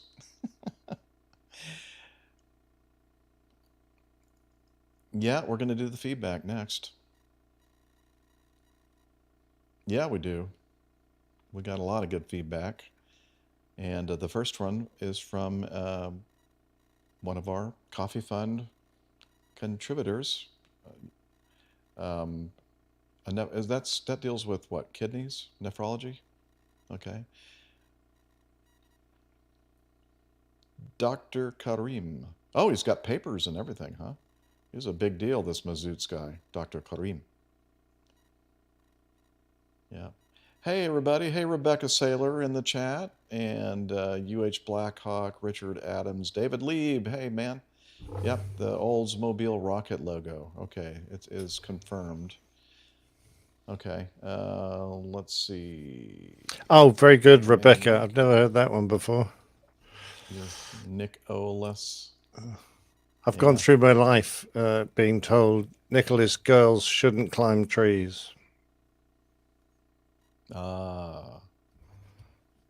think it has something to do with losing or being less on the male equipment Right? Am I right? Nicholas I don't know. Girls.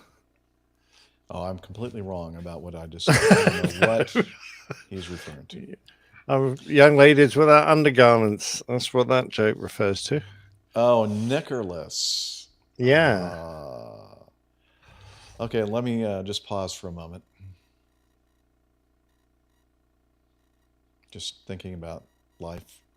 I wish that, you know what I should be able to do? I should be able to quickly, but it won't be quickly. Oh, it's the wrong keyboard. Darn it. Too many computers here. I got to do something with this microphone setup. I don't know what I've done to it this week, but it's not working out for me. It's just not in the right place. That's what she said. Said the actress to the bishop. I know. Let's see. You know, by the time I finally find this sound clip, it's going to be too late. So we're going to just move on. Let's continue then with some feedback.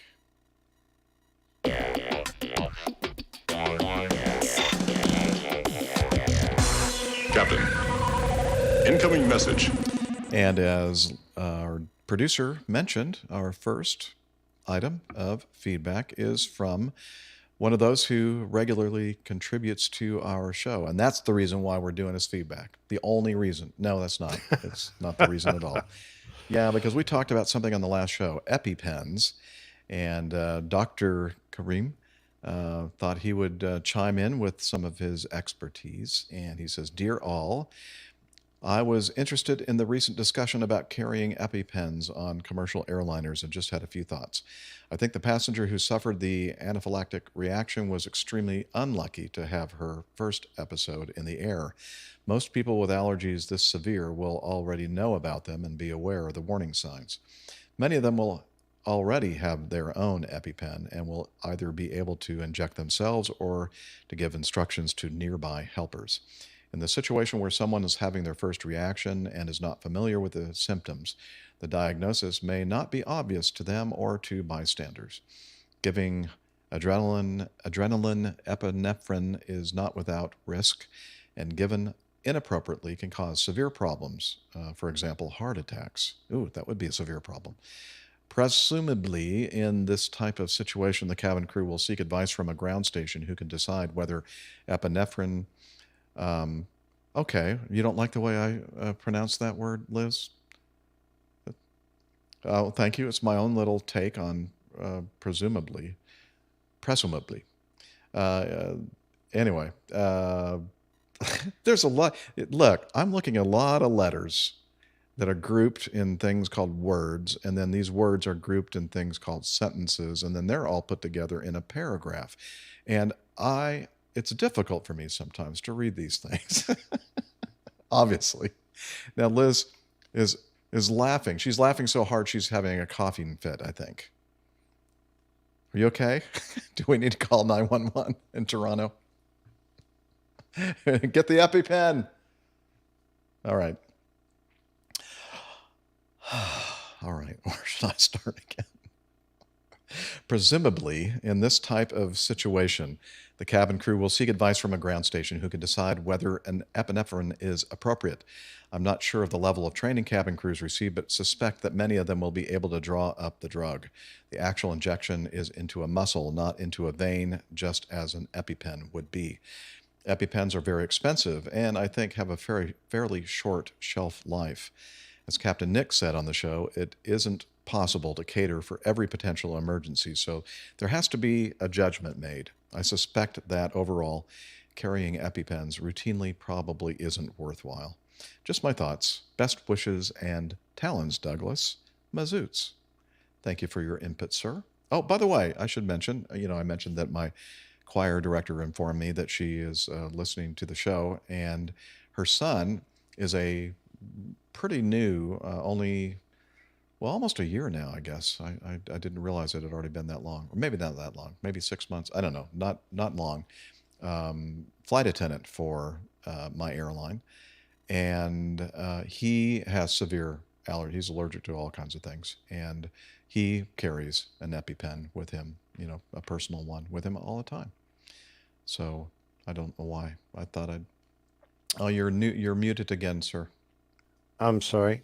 Yeah, I got first introduced to them about 40 years ago when I joined the military, because when we ended up in a nuclear, biological, or chemical attack, if we fell foul of, I think it was nerve agent, chemical attacks, then we were part of our self-treatment was to slam an EpiPen. I think it was full of atropine or something. Someone can correct me on that, because I can't quite remember what it used to be full of, to try and counter the effects of nerve agent. Sorry? It was an atropine, not an EpiPen. Atropine, I think. Oh, it was either that or adrenaline or something. Anyway, so that was back in the 70s. Anyway, that's did you ever have to stick one in you? No, luckily. Good. We used to see them. They were always demonstrated them to us once a year, dummy ones. So we didn't actually. Looking at the bore of the needle, it was terrifying. I mean, it was huge. So you really didn't want to do something unless you absolutely had to. And it was designed to go through all your flying clothing and your chemical suit and everything else into the flesh. So yeah, exactly. Some people said, "I'll just die." Yeah, I don't want to do that. No. That's right. I'm just going to pass away, thanks. Anyway, yeah, but I love it. Mazzy's given some very clear thinking here, and yeah. Some of our cabin crew were indeed qualified to give full-blown injections because of their background. So, if you're lucky enough to have one of those cabin crew on board, then that was great. They could do that. But they were all trained. If it was a life-threatening situation, they were all trained and told how to do it, and they used to practice it in their SEP training, jabbing needles into oranges or whatever, or stabbing each other. I don't think they went that far. That's more fun. But no, the cabin crew could give it a good go, I think, if required. Excellent. Well, another person who is familiar with the world of medicine and treating people. Oh, yeah. And who's also responsible for our first big APG meetup at Farnborough back in 2016, Stuart Aslett. He says, episode 568, the ex-paramedic in me enjoyed listening to the EpiPen chat. Madness airlines don't carry them, but also madness regarding the cost of them. Okay, so madness that airlines don't carry them. I was thinking that was the name of an airline. Yes, I was thinking, of all the names you could give an airline, I don't think I'd have picked that one. I was thinking, which one is he referring to? Man. Okay, now I understand. Let me restate his sentence. Madness, airlines don't carry them, but also madness regarding the cost of them. Indeed, literally anyone is permitted to administer adrenaline in order to save a life. Simple, effective devices. Dr. Steph may be interested to know we carried IO drills on the ambulance. Oh, I thought it was 10 drills. Why would you carry 10 What do you use drills? a drill for? Like if you need to drill out the sinuses, right? That's right. But perhaps wasn't it called a trepan, where you drill into someone's head to relieve the pressure on the brain? I don't want to talk about this anymore. Stop. Okay. IO drills. Okay, sorry. What is an IO drill, though? In and out drill? Input, output? I don't know. We'll have to ask that. Anyway, she may be interested, and she probably would be the only one interested, that they carried IO drills on the ambulance, and I used it in anger a number of times. That's what you need the drills for. Not many pre-filled syringes, however. Just adrenaline, 1 to 10,000 for cardiac arrest. the other drugs being in ampules. And Liz, our producer, staff, what is IO drill?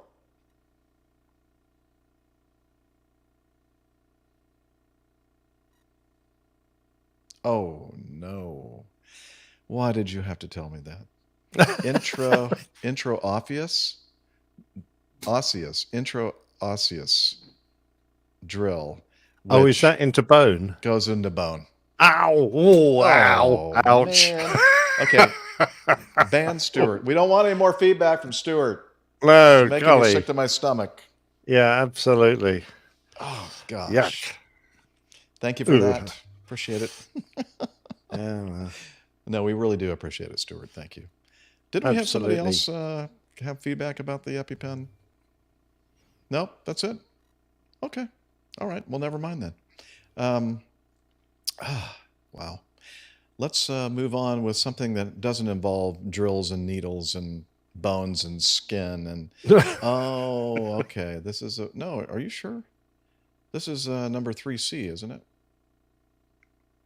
Okay. All right. This is Robert.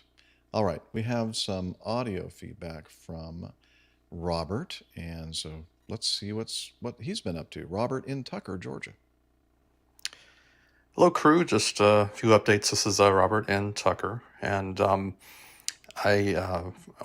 putting this in air quotes, calling it the white collar recession, and it bit me this month. So recording this mid-April, and but fortunately, so that happened just over a week ago, and I actually got an offer today. A quick interview with a major airline based in Atlanta. Now, it's a contract job. I'll be doing mobile devices. Way back when, years ago, pre-COVID, this is the industry that I had spent now about a decade in.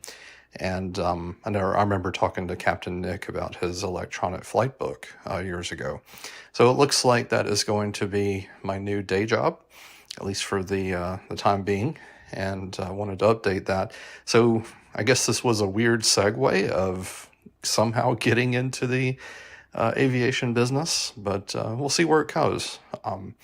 It was very positive to get that quick feedback because I just interviewed for it yesterday, and the offer came in today on Tuesday. So looking forward to, working in that capacity, and just wanted to get you guys an update. Thought you would like that info. So have a good week and talk to you soon. Bye. That's awesome, Robert. Absolutely. Obviously, they heard your voice and think, oh, you know what? I listened to the best, well, almost the best aviation podcast in the world out there. Well, it's not even number 2 or 3, actually. But anyway, it's one of them. And I recognize your voice from sending in feedback, a lot of audio feedback. And yes, you're hired because you must be a smart man. Well, he does have a lovely speaking voice. Yes, he does. All right. Well, again, congrats. And by the way, he sent this in not like the last couple of days. It's been a while since he sent this in. So I hope that the new job is working out well for you, Robert. Absolutely. You'll have to let us know. That's a fascinating thing. Yes, it is. Okay. All right. Here's the one that you were referring to, Liz, earlier. Okay. Raghu, it says, he entitles it, Captain Jeff's Pronunciation Travails. And it's really weird. When I first saw pronunciation, I thought that was some kind of a place in India. Doesn't it look like that? The way it's, or in Pennsylvania, maybe. Yeah. Anyway, good day, Captain Jeff. I've thoroughly enjoyed listening to the APG podcast. Very entertaining and, more importantly, informative. Wow. We got him fooled. Which bit was that? I don't know. Do we have an informative section? I didn't know about. Think that at some point in an earlier show may have been informative for a few moments. Perfect accompaniment. Why am I having so much trouble with words? I don't know, but it's only going to get worse. Perfect accompaniment on daily canine ops in Melbourne, Florida. No, Melbourne, Australia. The other Melbourne. The more famous one. I had meant to write earlier about your pronunciation misadventures, especially when dealing with Asian and other non-English words. The rest of the crew seem to enjoy your attempted pronunciations. Yes, they do. That's why they throw all these hard words to pronounce at me, because they just love seeing me struggle with Absolutely. them. Yep. And they appear keen to assist you in your stumbles. That's not true. They do not appear keen to assist me. No. On my, yeah, okay. It never fails to bemuse me that native English speakers have no trouble reeling off words and phrases like continuum transfunctioner, Kakalaki South. Let's see. Wait a minute. I think we got a Kakalaki here somewhere. Kakalaki! Yep. Gyroscopic precession, Worcester. I have trouble with that one. And let's see. Oh, shoot. Did I not get that ready to go? No, I didn't. And nice beaver. Oh, it's very good. Thank you. Well done. But, well, you know, he's my uncle, you know, that guy. Leslie Nielsen. But you struggle with words like Srivijaya. Adamadabi, and Adamadabi, maybe. And this Adam one, Inaby. Adamadabi, Adamadabi, yeah. Adamadabi, Damn you. Okay. Statens havarikommisjon for transport. Yeah, I have no problem with that one. And finally, the last one, Phuket. I know he wants me to pronounce it differently. I've been to Phuket. Yeah, have you? I've dived there. Well, I've said that word many times. I've pronounced it a little bit differently. In an earlier episode, you read out an Aviation Herald piece about a Thai A350-900, which had just taken off from Phuket in Thailand. You quite understandably pronounced it as FU-KET. I can't really say that. You must know that, right? That's what we were hoping. Well, I mean, I guess I could, but then I'd have to put the explicit tag on the podcast. I don't want to have to do that. I emphasize with your struggles, given the difficulties encountered by non-native English Did speakers. you say emphasize? Or empathize? Empathize. Okay. Oh, I'm sorry. Did I add an H in there? Now, everybody's being so critical. You're trying to help. I empathize. Did I say that correctly? Yeah, that was beautiful. I empathize with your struggles, given the difficulties encountered by non-native English speakers in navigating English words. Now I'm paying very close attention to every word that I am saying. In the interests of helping APG maintain at least a 50% accuracy rate, may I suggest that you adopt one basic method. Do not emphasize any syllable. It will work a charm. That's the way he wrote that out, by the way. It will work a charm with most words of Asian origin. To be fair, I acknowledge that you always make a genuine effort to pronounce non-English words as accurately as possible. Thank you. I reckon that having made the attempt to do the right thing, you are entitled to just Phuket and say the words the best you can. By the way, given all the recent discussions of canines on the show, here are a couple of pictures of our German Shepherd, Mork, and his evil master, three-legged cavoodle, Snoop, also known as the Black Knight. All the best, and keep up the consistently great work, which you all do on every episode, at least 50% of the time. Hey. I love it. I somehow thought that the little dog would be called Mindy, but obviously not. Yeah, I was kind of expecting that as well, but apparently not. The Black Knight, or Snoop. I like that. That's three-legged cavoodle. That's funny. Yeah. Very cute. So that's Raghu Apadurai. Apadurai. I don't know. I'm trying. I really am. Just ask anybody that knows me. All right. I can vouch for that. Hey. So can my former wife. Thank you, Liz. All right. This is from Sam Bolog, and he sent a couple of pictures here. He says, "Is speed tape required for interior repairs?" Laugh out loud. So here we have some judicious, gosh darn it, judicious, gosh darn it. I haven't even been drinking. Oh, chap. Well, neither have I. It just must be the old age and That's what what do we it call is. it? Senility. Dementia. Dementia. Settling in. I should not be flying a plane, Liz. You're correct. So I will be instead podcasting and singing. All right. So we have a couple of different shots here of the. I don't know if that. Would you call that speed tape? I think I'd call that just like duct tape or something. Watch tape. Isn't speed tape? I when I think of speed tape, I always think of like that aluminum, shiny aluminum, metallic kind of tape. Yeah, I think so. Yeah. But it's got a maker's name on it, on that bottom left-hand one. Can you not read it? No. What does it say? And neither can I, but I can't make it any bigger. I need to make it bigger. Said the actress to the bishop. Yeah, that is a problem. Well, the bottom word is tape. The top word is CAH, and then it fades. What would that be? Car tape. It's built for your car. It's car tape. But, yeah, never know. It's a Boston thing. It's a Boston brand. Car. Fair enough. I have no idea.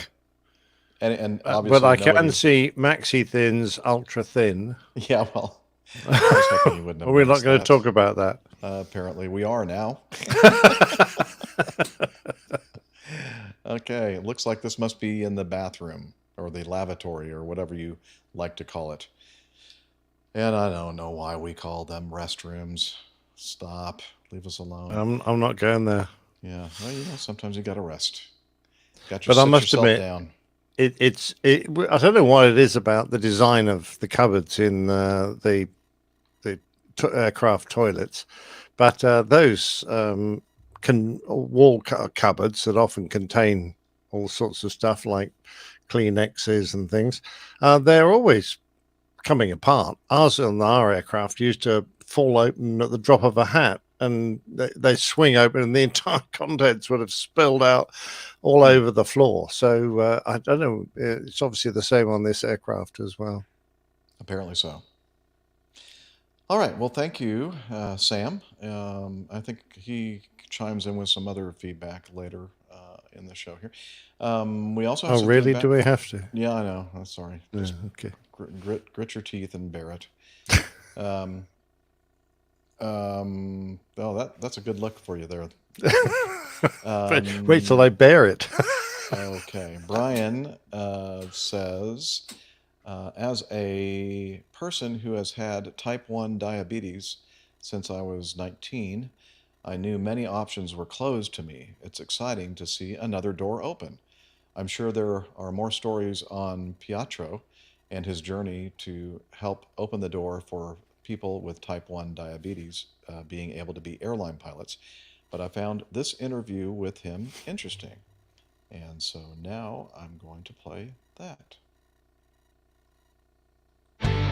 This is Diabetes Connections with Stacy Sims. This week, long thought impossible, people with type 1 diabetes are now working as commercial airline pilots. The very first to be certified in the U.S., Pietro Marsala, says he decided to forge ahead while working as a flight instructor, taking inexperienced student pilots up while he was in control. When we first start flying, we don't know how to fly. We go to school to learn to fly because we don't know how to fly, right? Here I am teaching these students how to fly airplanes, and yet I'm the one responsible. And so that's kind of what led me to thinking to myself, like, wait, something isn't right here. Pietro will share what happened next, how a mountain of data gradually won over skeptics, his in-flight diabetes routine, and what he's up to now. You might be a passenger on his next flight. This podcast is not intended as medical advice. If you have those kinds of questions, please contact your healthcare provider. Okay. I think now I understand how we're supposed to do a podcast, Nick.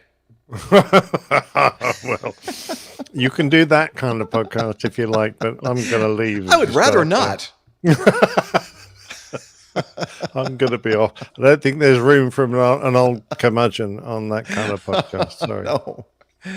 Oh, anyway. So, yeah, that is interesting. Now, is that true that he is the first airline pilot? I don't know. I know that before I even finished flying, which was 3 and a bit years ago, the ruling had we'd already received medical advice that type 1 diabetics, there was an avenue for them to retain their class 1 medicals.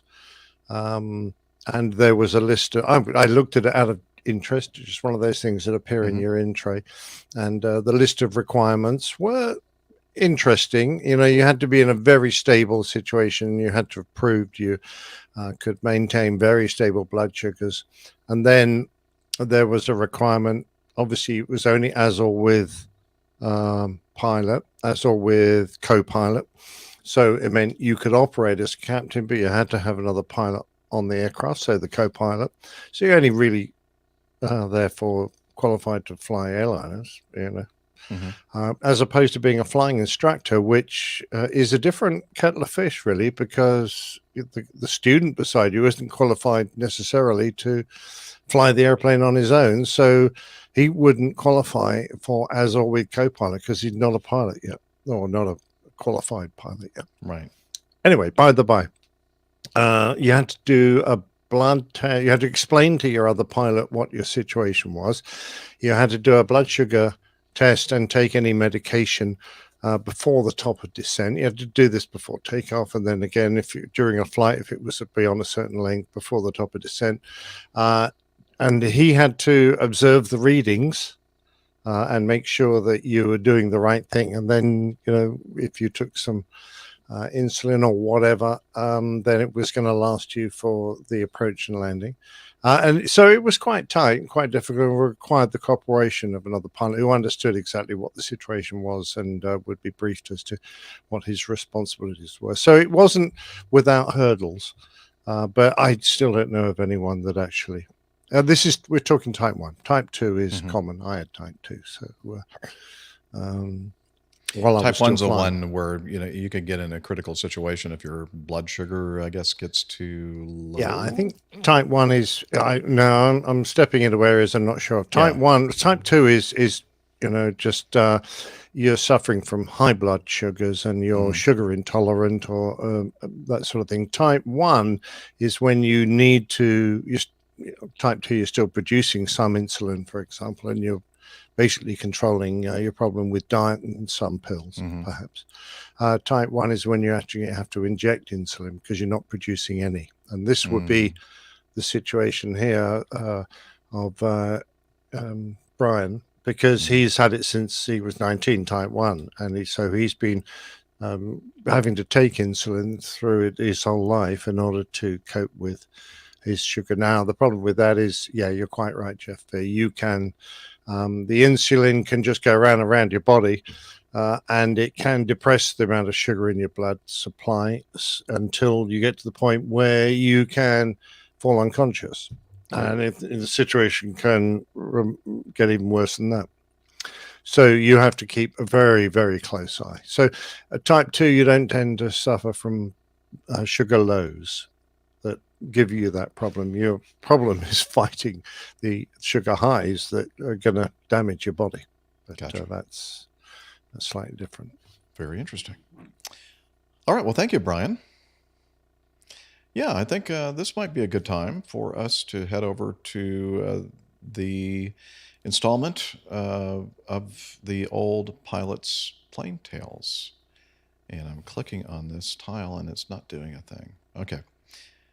So, without further ado, good. I really enjoy these. I enjoy all of them. But another installment of the RAF Form 414, Volume 22. Take it away, old pilot. Anytime. Go for it. Take it away. The Old Pilot's Plain Tales. RAF Form 414, Volume 22. I trust that you will recall the stories from my RAF logbook, which had reached the point of my first Hornet deployment to New Zealand to work with the Kiwi A4 Skyhawks of No. 75 Squadron, Royal New Zealand Air Force at Ohakea. We were given a warm welcome by all and sundry on the base and made to feel at home, which wasn't hard since both Britain and Australia have a long relationship with the land of the long white cloud, a translation of Aotearoa, the Maori name for the islands. The squadron we were working with had a rich history going back to its formation in 1916 as part of the Royal Flying Corps. After a brief period of being stood down in between the wars, it was reformed in 1937 as a bomber squadron, and when the New Zealand government offered to place 30 modern Vickers Wellingtons it had purchased at the RAF's disposal, they were placed with 75 Squadron, which was renamed No. 75 New Zealand Squadron. The unit operated the Wellingtons, then Stirlings, Lancasters, and finally Avro Lincolns. In recognition of its fine combat record, at the end of the war, the RAF officially handed over the 75 Squadron title and badge to the Royal New Zealand Air Force, the only time that such an honour has ever occurred. Upon returning to New Zealand, the squadron was rehomed at Ohakea with Mosquitoes and was then equipped with Vampires, Canberras, and finally the A4 Skyhawks we were to fight against. At the start of our first week at Ohakea, we climbed the big staircase to the main briefing room for morning prayers, the nickname for the daily weather and operations briefing that kicked off the day. Halfway up the staircase, I came to a halt and gazed up at a huge photograph hung against the wall. It depicted a foreship of Skyhawks in a tight formation inverted over the airfield, probably halfway through a barrel roll. They were streaming smoke, so obviously a formation display team, but that wasn't what had caught my eye. The lead aircraft was carrying a buddy-buddy air-to-air refueling pod on its centerline station and had trailed the hose, and the number 4 was in contact with its probe firmly in the center of the basket. Whilst in this vulnerable position, the team had then performed low-level formation aerobatics. I was jostled by the stream of pilots making their way up the stairs as I marvelled at the skill required for this feat.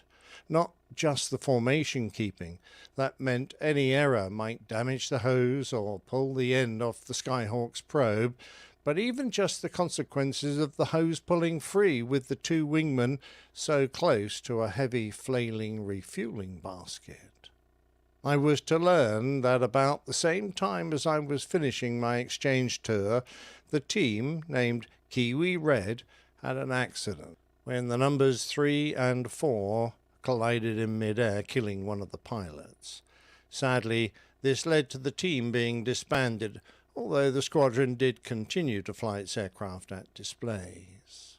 It was whilst looking at this remarkable photograph that I realized that this small squadron wasn't some backwater unit we were working with, but a tight-knit band of hard-working professionals who, despite their long-in-the-tooth second-hand aircraft, were up for a fight, as I was to discover that very day on my first flight, a 1v1 air combat mission.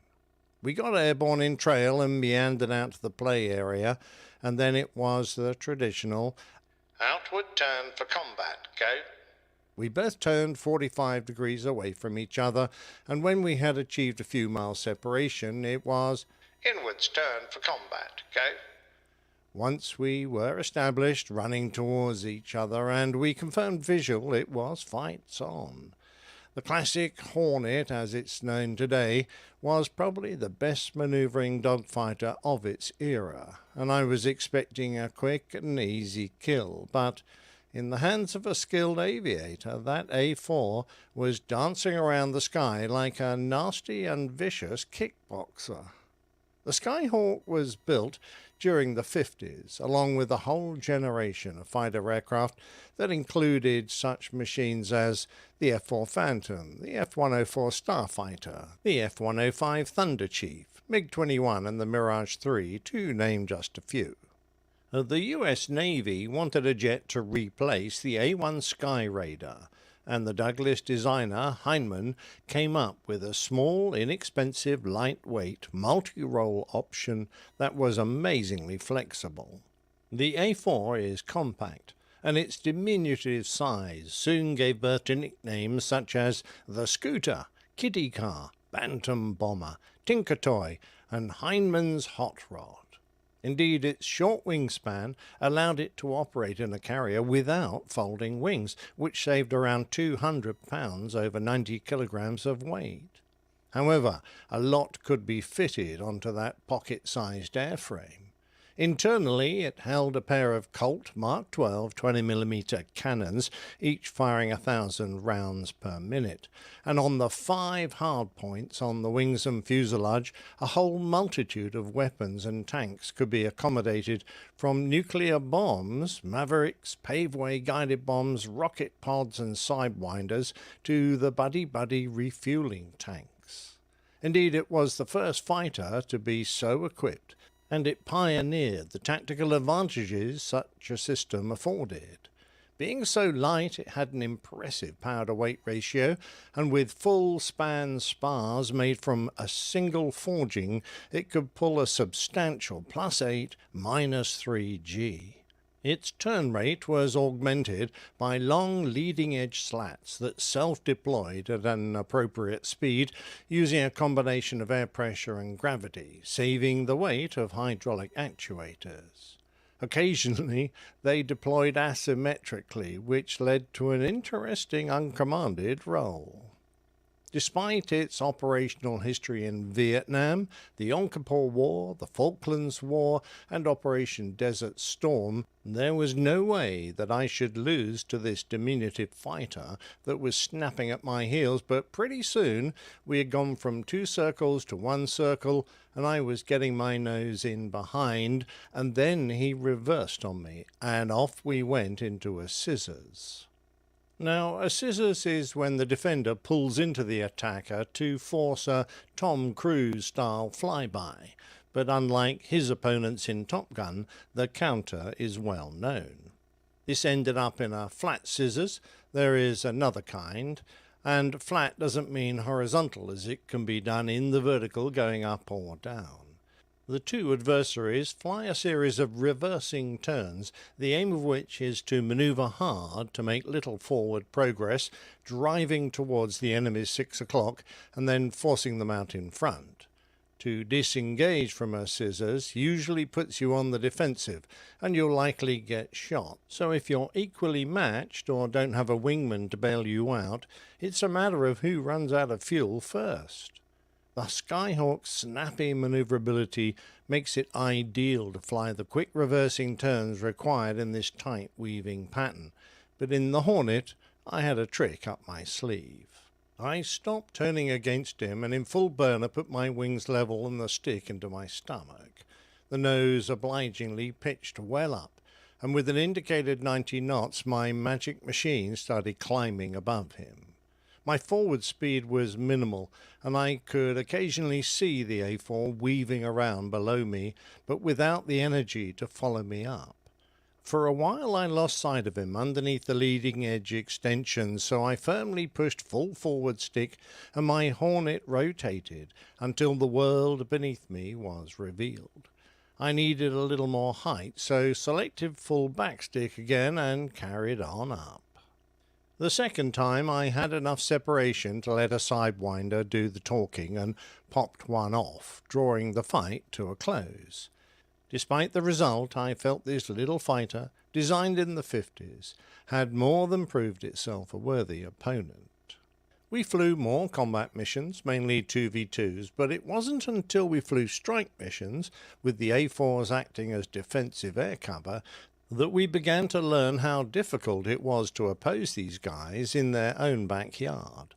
The 75 squadron pilots didn't need special permission and fully surveyed low-flying areas to go to ultra-low level.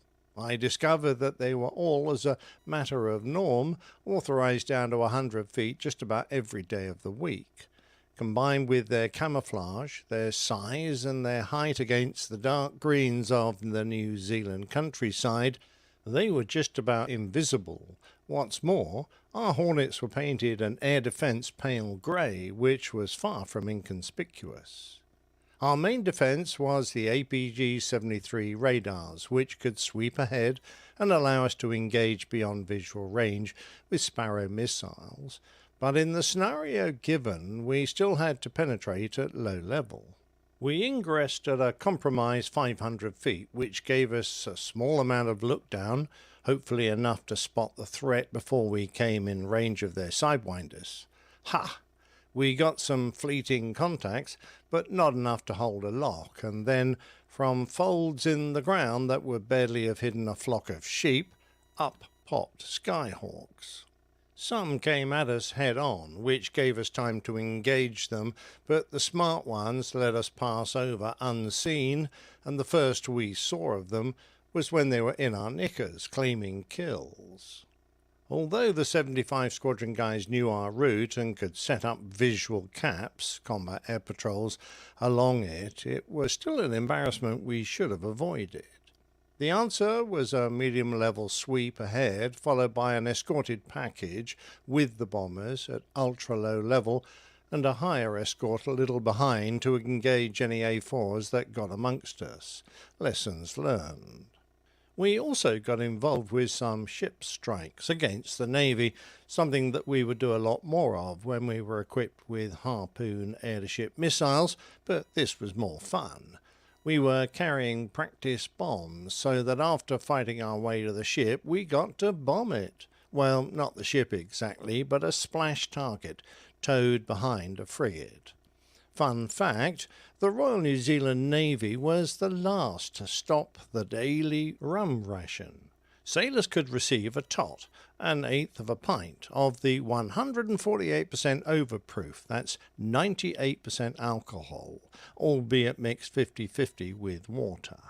It was the United States Navy that first pulled the plug on the daily tot back in 1862. The Royal Australian Navy never issued rum rations. Straith, mate, no grog? What a bunch of wowsers! The Royal Navy abolished the 230-year-old tradition in 1970 on a day now known as Black Tot Day, which for 52 years became an annual memorial celebrated by a tot of rum. Followed 2 years later by the Canadian Navy. The Kiwis, however, hung on to their intoxicating habit until 1990, which meant that, whilst I was a guest there, the Navy was weaving around like drunken sailors. Bombing the Wavy Navy, or perhaps the Weavy Navy, was certainly new and a fun experience, as was working with the Kiwi forward air controllers, who guided us in from their blunties for some close air support missions. We also flew battlefield air interdiction missions that was combined with low-level air-to-air refueling from the Skyhawk's buddy-buddy system.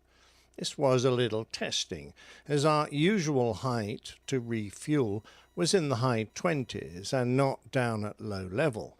Close formation, close to the ground, has always given me a bit of the heebie-jeebies, as whilst concentrating 95% on maintaining position, there's little time to spend ensuring that your leader is keeping you both clear of terra firma. There is also considerably more turbulence from air deflected by the irregular terrain, which disturbs the basket, turning it into a wildly moving target, so it was more like a jousting tournament. Perhaps the most interesting mission for me was night bombing under Lepus flares.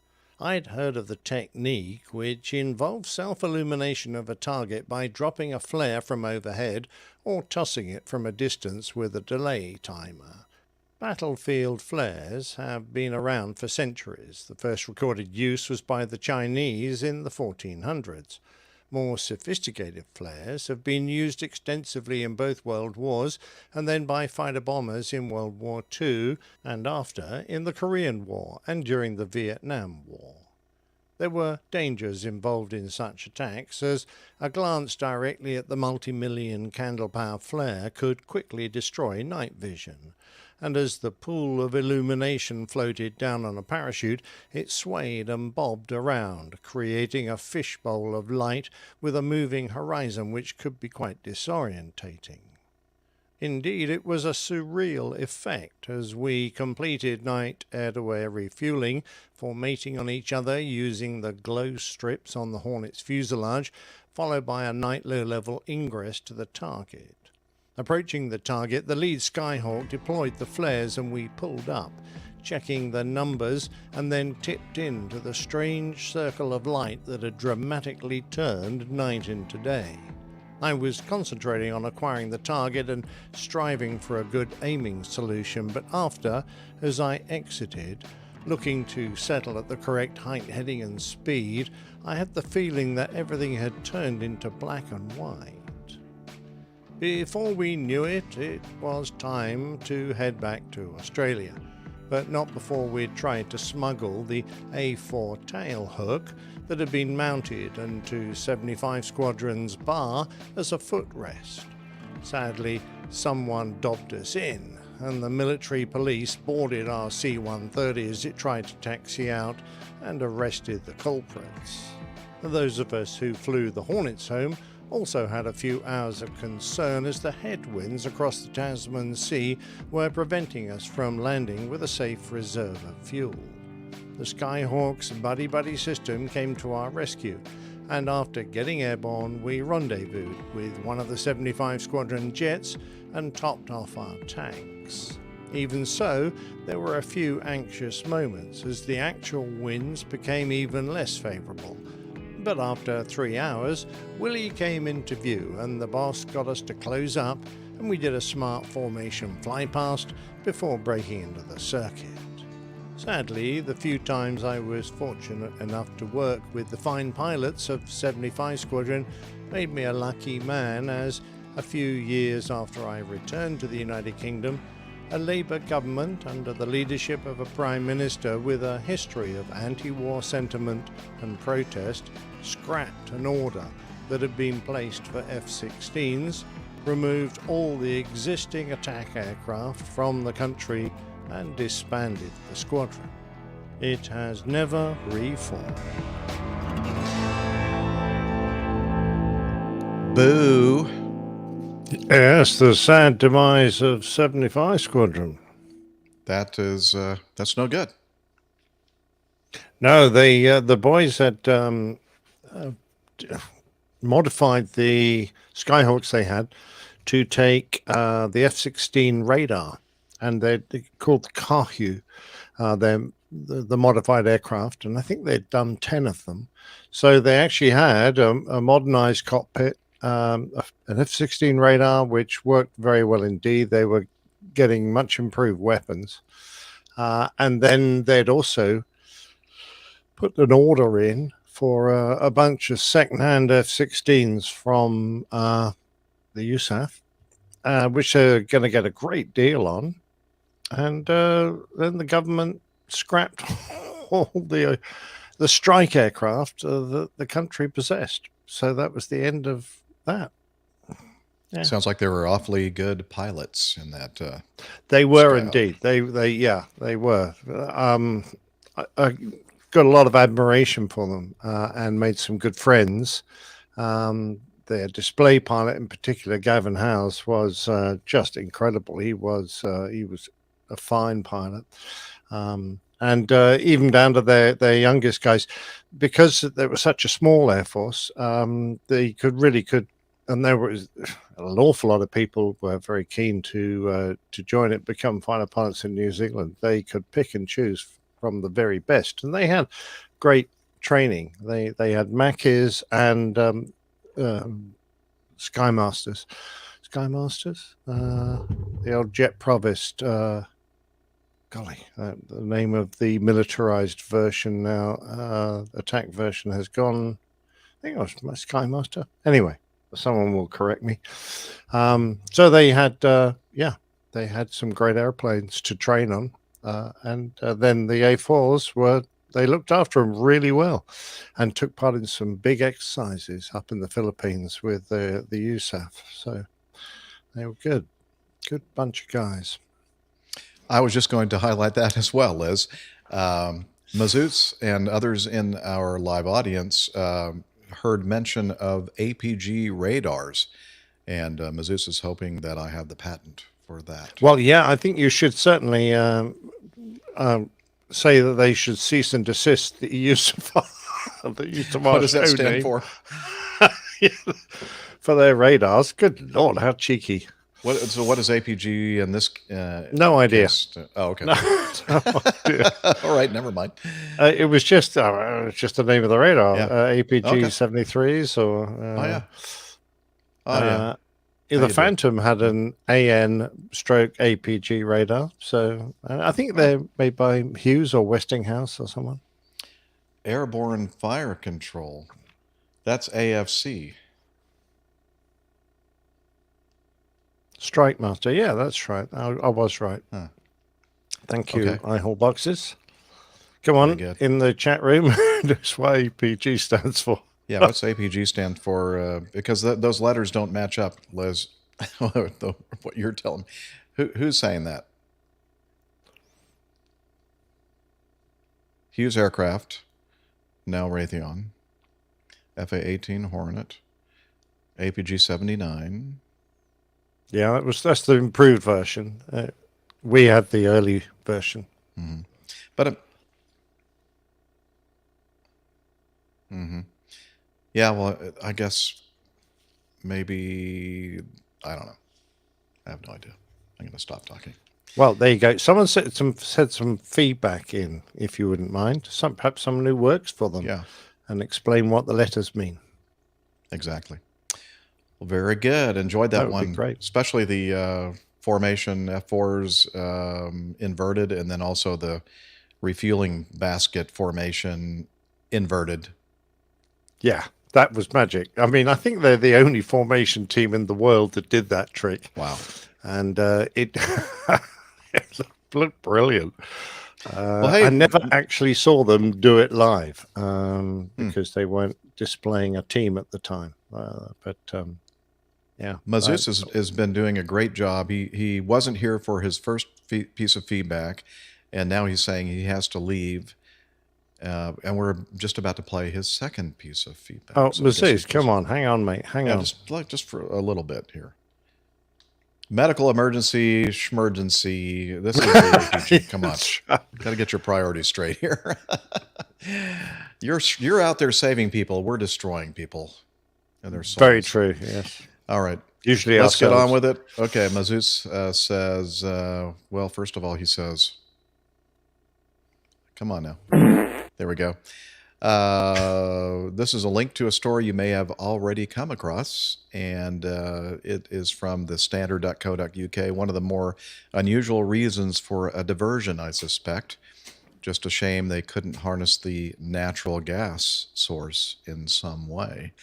And so again, from the Standard, plane was forced to make an unscheduled landing after a row broke out on board when a passenger refused to stop passing wind. How can you refuse? I mean, you can't keep it in. It's going to come out at some point. Well, apparently he had a lot of it.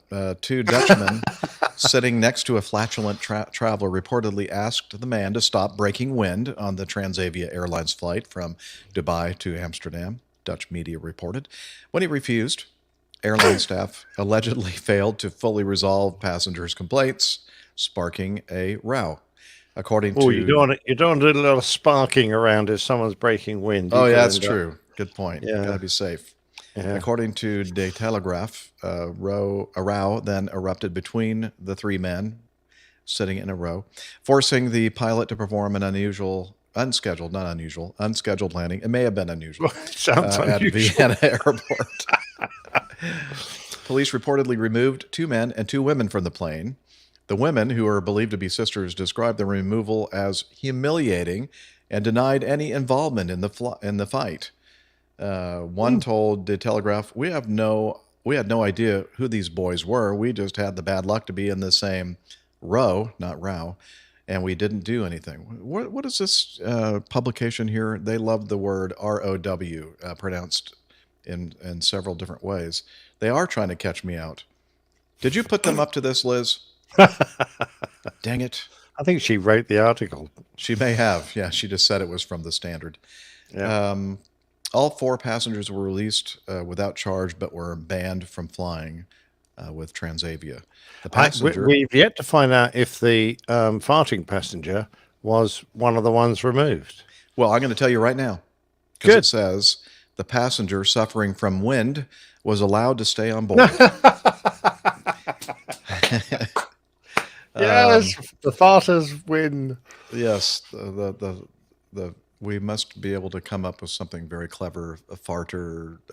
Yeah, there's got to be a good show title there. Farters unite, or I don't know. Okay, a spokeswoman for the airline said that is unacceptable. Our crew must ensure a safe flight. When passengers pose risks, they immediately intervene. I thought she was saying it was unacceptable that they let the person with all the gas continue on the flight. She says, our people are trained for that. They know very well where the boundaries are. Transavia is therefore square B. Okay. I don't know what they're trained for. They're trained for that. No. It just says that. They're square behind the cabin crew and the pilots. I don't know. Well, you want to make sure you're behind the right person then. Yeah, don't be too close behind. Yes. David Lieb in the chat room. Is that a tailwind? Yeah, that is a tailwind. Very much so. So now I guess when I sign off, I'll said, wishing you clear skies, unlimited visibility, and come on. There we go. I'm having trouble with my sound effects again. What, despite the new soundboard? Yeah, well, this is actually an inline sound effect inside of Evernote, and Evernote is getting worse and worse when it comes to playing audio, like was exhibited in your Plaintail. Not okay. starting like not good right away, like they used to, but I don't know what they're doing over there at Evernote. Come on, get your stuff together here. Okay, thank you again, Mazouz. I guess, again, he missed it. All right, Rick sent this in. Rick, not Miami Rick, Kowalczyk. I think at one point he did actually send us a phonetic pronunciation guide for his last name. We're just going to call him Rick K. Hi, crew. Saw this earlier this month. Found it interesting. So I guess in a way, the space launches will now be getting EDCT times, or rather an expected departure clearance month. So I guess that would be an EDCM. From Reuters.com. He says, keep up the great work on the show. Thank you. U.S. aviation authorities may delay some space launches to avoid air traffic disruption. From Reuters. Why am I getting different? Yeah, it is Reuters. Okay. I said that before. The Federal Aviation Administration said Thursday it may delay some space launches to minimize disruption to commercial air travel and provide equitable access to airspace near launch sites. Space launches have often snarled air schedules, especially in congested Florida airspace. Officials are worried about a repeat of last summer's air travel woes when more than 50,000 flights were canceled in the United States and hundreds of thousands others delayed in the face of rising demand and airline and flight control staffing shortages. The FAA said it will consider factors like number of flights and passengers affected when deciding whether a commercial space launch should go ahead or the scheduled time changed. The FAA will also look closely at launches around holidays or major events like the Super Bowl. Airlines for America, which represents major carriers, praised the FAA for the move. It said planned launches have sometimes been scrapped at the last minute, resulting in hours of restricted airspace and wasted emissions as planes waited not at their more gates. wasted emissions. Yeah, that's true. Saved emissions, right? Let's see. Airlines expect 145 space launches in 2023, an increase of 222% since 2020. Let's see. A March 11 space launch in Florida was highly disruptive to air travel, the airline group said in a memo seen by Reuters. 4 major U.S. carriers reported approximately 99,000 incremental flight delay minutes, impacting 303,000 customers. The memo added the launch resulted in an additional 227,000 gallons of fuel burned for 3 of the 4 U.S. carriers, or an additional $630,000 in fuel costs and 4.9 million pounds of CO2 emissions. The FAA has taken other steps to try to avert travel woes this summer, including agreeing to a request by Delta Airlines and United Airlines to temporarily cut up to 10% of the flights at congested New York area and Washington airports this summer because of an air traffic controller shortage. Major U.S. airlines previously cut about 10% of scheduled flights this spring to address performance issues. Last summer, air traffic control staffing was a factor in delays of 41,498 flights from New York airports. Just from New York airports, the FAA disclosed in March. Wow. So, I don't know. Interesting, they're going to have to possibly cut back on some of these planned rocket launches. Especially well, I guess you've got to come to a compromise at some point. I mean, rocket launches notoriously are delayed often for various factors, equipment and weather, etc. So they can need quite a large window in order to get a safe launch in, which means if you're trying to run an airline or multiple airlines, you could be stuck on the ground for a long time waiting. Because, I guess you can divert around the airspace. That should be feasible, but I guess it's fairly big. I don't know, Jeff. Not sure. You seen NOTAMs for this sort of thing? I don't recall seeing like TFRs or whatever, restricting airspace around a launch. So I have not been fortunate enough to be anywhere close to a space launch while in flight, sadly. Liz has seen one from the beach. How did the restricted area affect your beach spot, Liz? Not at all. Okay. But because the other alternative is to go find a spaceport that's in a remote area. Yeah. How you get the spaceship there, I don't know, but there you go. Okay. Oh, look, Nigel's Captain come up with the Nigel. answer. Yes. Go ahead and read it. AN APG 63 V3 is the airborne radar. A in the first position means airborne. Yeah. P in the second means radar. What? Oh yeah, PADAR. G in the third position means weapons control. G, Makes there's a complete weapon. sense. Yeah. Okay. I want to have a word with the guy who thought of that acronym. I don't know, but apparently the iHall boxes and Nigel looking at the same source about the designation codes, and I guess they're not really it's not really an acronym at all. Yeah. No. God knows what it is, but thank you for that. You too. Yeah, thank you. I feel a lot better now. Yeah. Our audience is amazing. P Okay. in the second position. P. I've I never always tried P that. in several different positions, but the second position is my favorite. I've never tried peeing in those positions.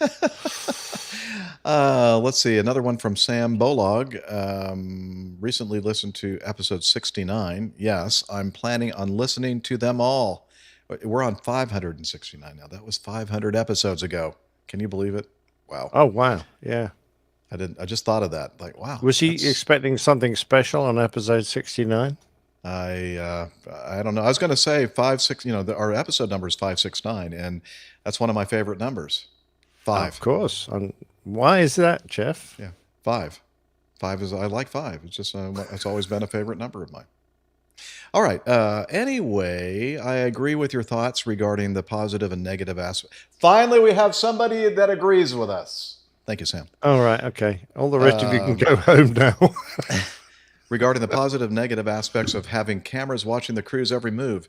Maybe a good compromise would be to have the recording take place for a specific amount of time upon takeoffs and landings, as well as automatically starting at specific aircraft performances, such as when warning lights or alarms sound and when the flight levels and engines are at abnormal levels.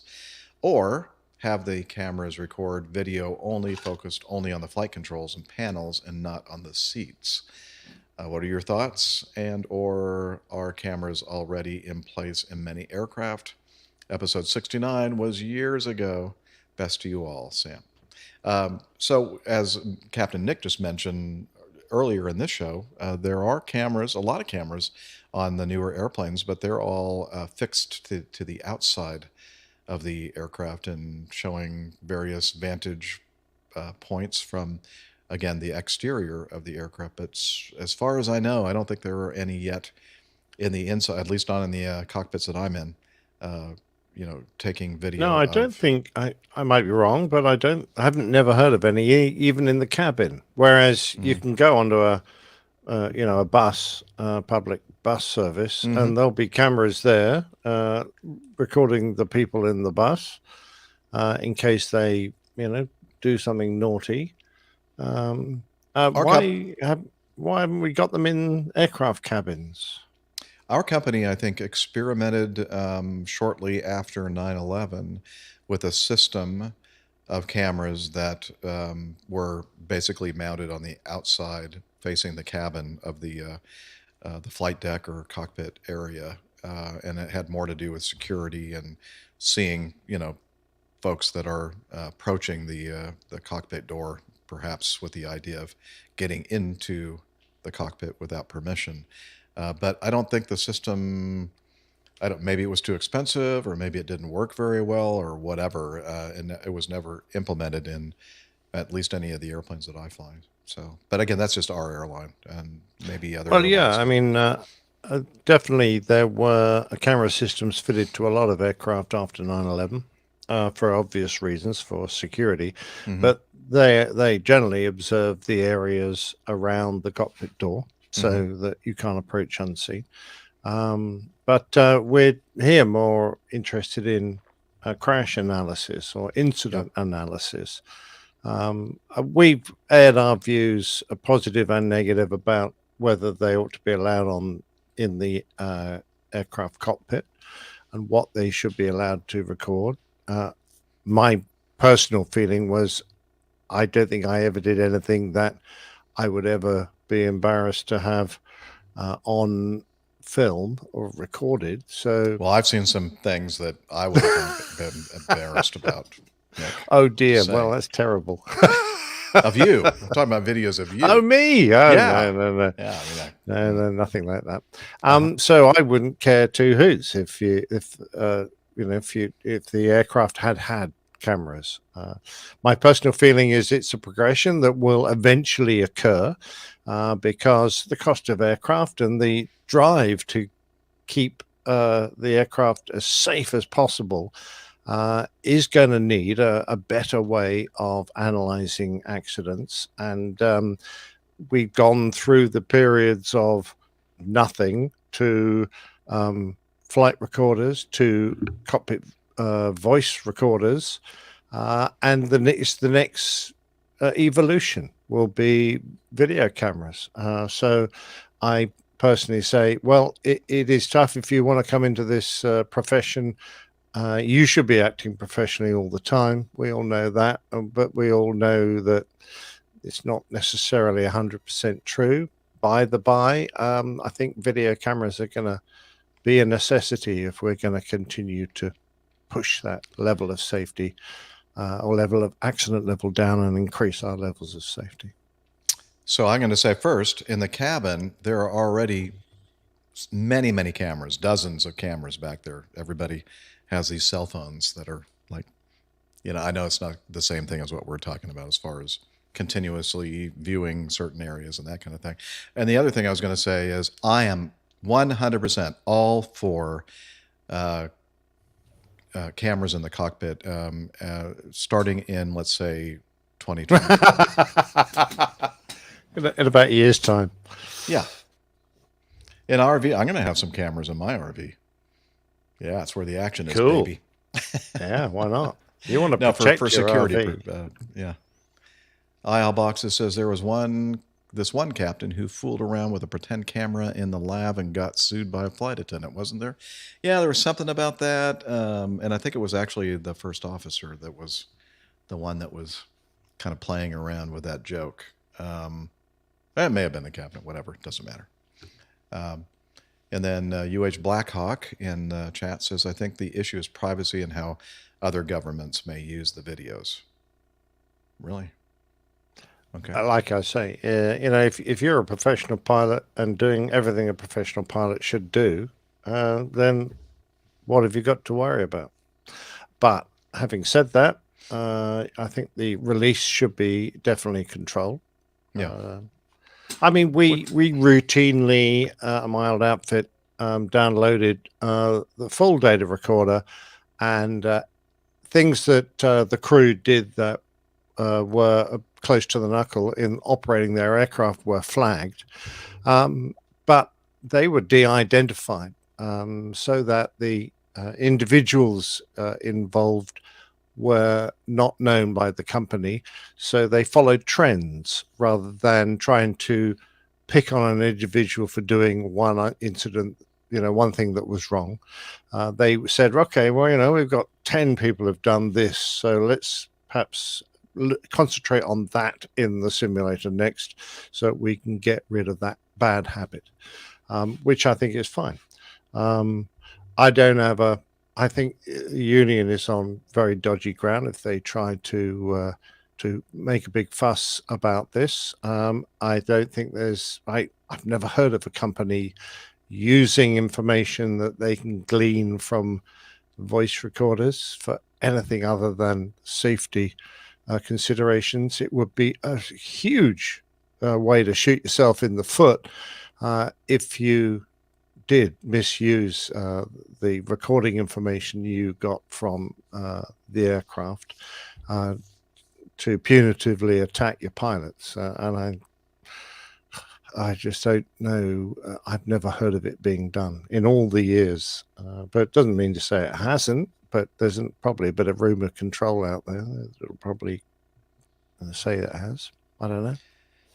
Well, in this day and time, in the current status of our news reporting and keeping secrets secret, I think that you just have to assume that, just as we do with the internet and anything we do on our personal devices or our laptop computers or whatever, you're just going to have to assume that whatever you use and do on them is going to be possibly something that somebody's going to find out about it. And I think the same thing could be said about cockpit voice recordings, because I've seen transcripts, maybe not actual recordings, but transcripts of the recordings in several accident reports and everything else. So, I mean, you have to treat it as if everything that you're doing and saying are going to be discoverable in public at some point. And so that should affect our behaviors.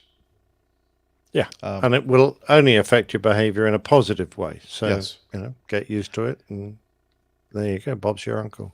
Masha, who is also has an uncle named Bob. There are plenty of jobs already where employees are under constant CCTV, closed circuit television. Absolutely, yeah. So, I guess some very good points made there. All right, Sam, just 500 to go, and you'll be up to speed. You'll be right here. All right, continuing on with. Do we have to do this one? From Tim Van Ram. You ever heard of that guy? Nope. Bird plus plane equals a term that we're going to discuss here in a moment.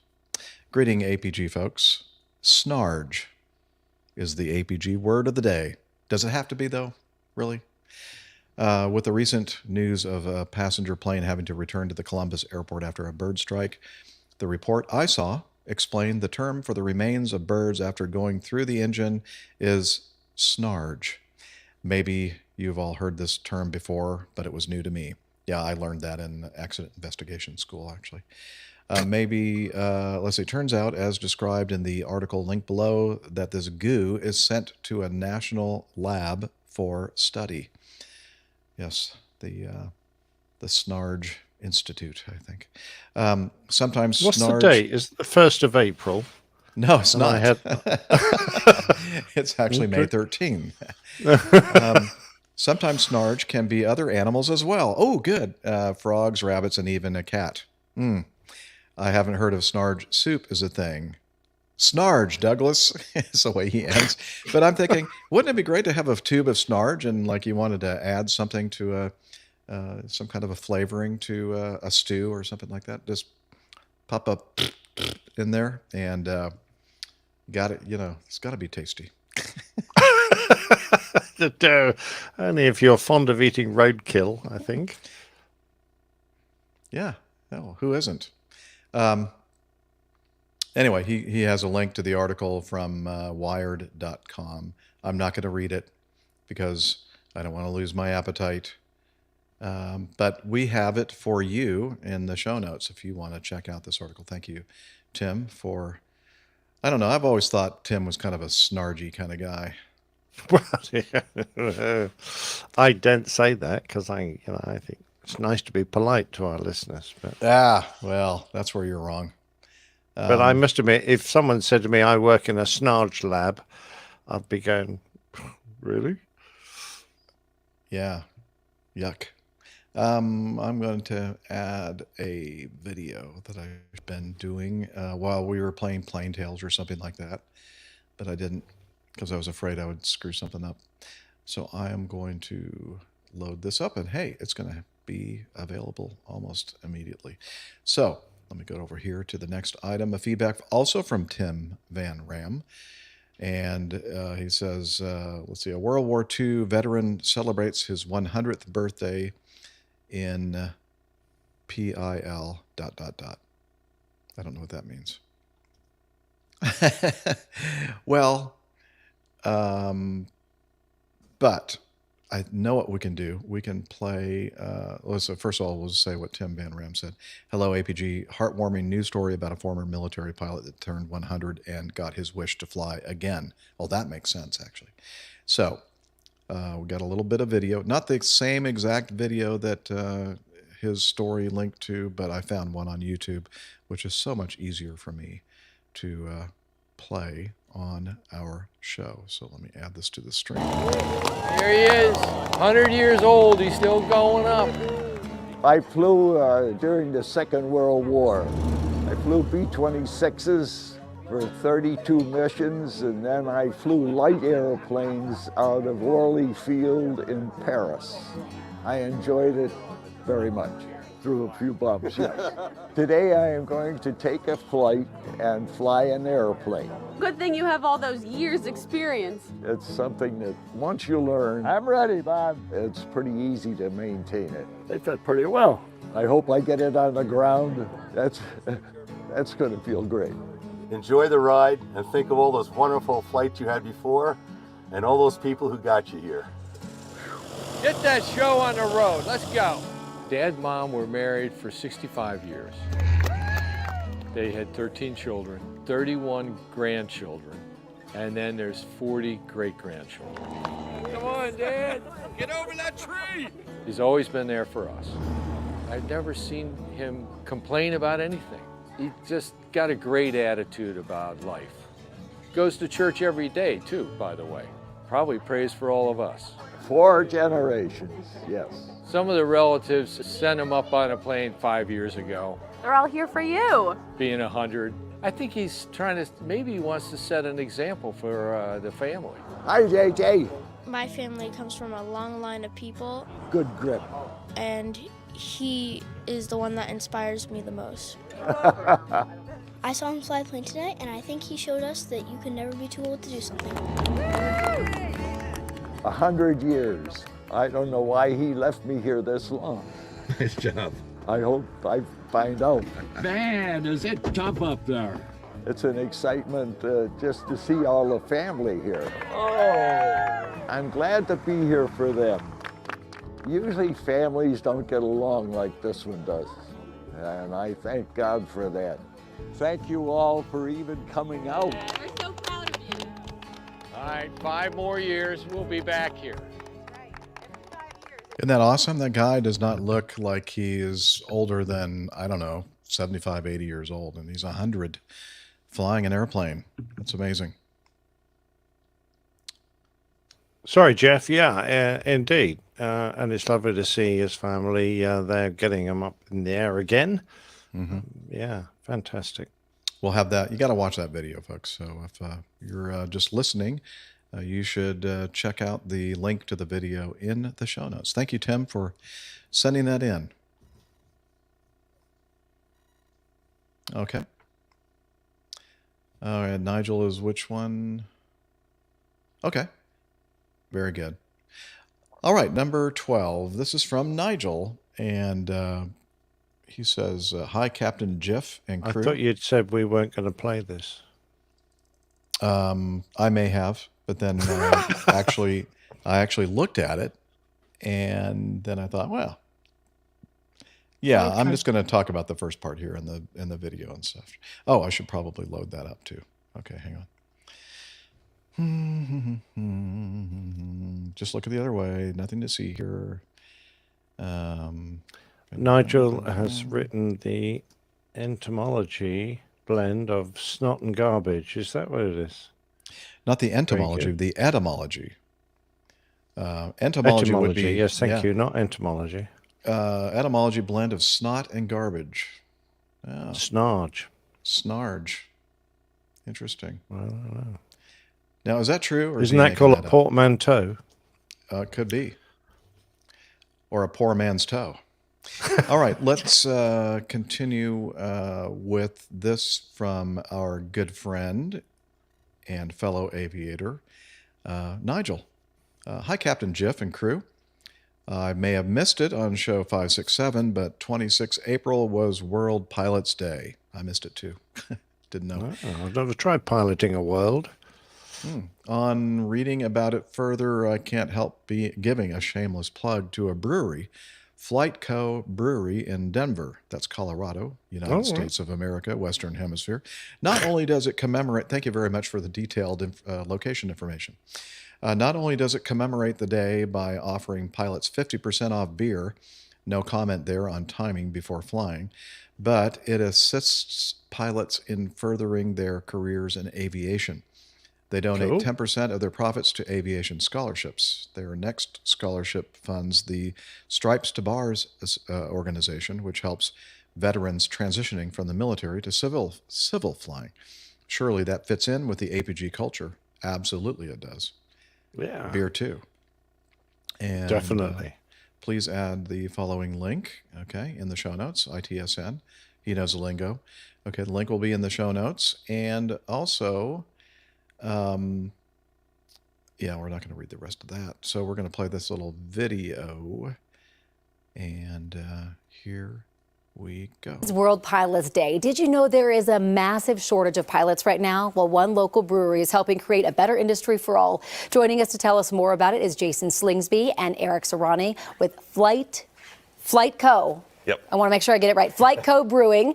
Thank you guys so much for coming in. Yeah, thank you. We're going to get to the food in a second because it looks and smells amazing. But first, talk about, the deep connections that you guys have with the aviation industry. Yeah, Jason and I are both pilots. Started at a young age. Got a scholarship to get my pilot's license, and ever since then, I just kind of felt compelled to give back and get more people into the industry. It's something that's very expensive and very hard to do, so we're trying to promote that with our brand here. I don't know how you do it. So you have the brewery, you both are pilots, and you just had a baby 2 weeks ago. Yep. So no sleep for you right now. Sleep's not a thing right now. I love it. Why did you guys decide to do this promotion? You want to inspire others, right? Yeah, so we wanted to do a special Pilots Day promotion, but then we also do an aviation discount every day. So, wow. And that's for all aviation industry, not just pilots. Whether it's ramp crew, services, anything. It's been really fun. But we do 10% every single day. for anyone related to the industry.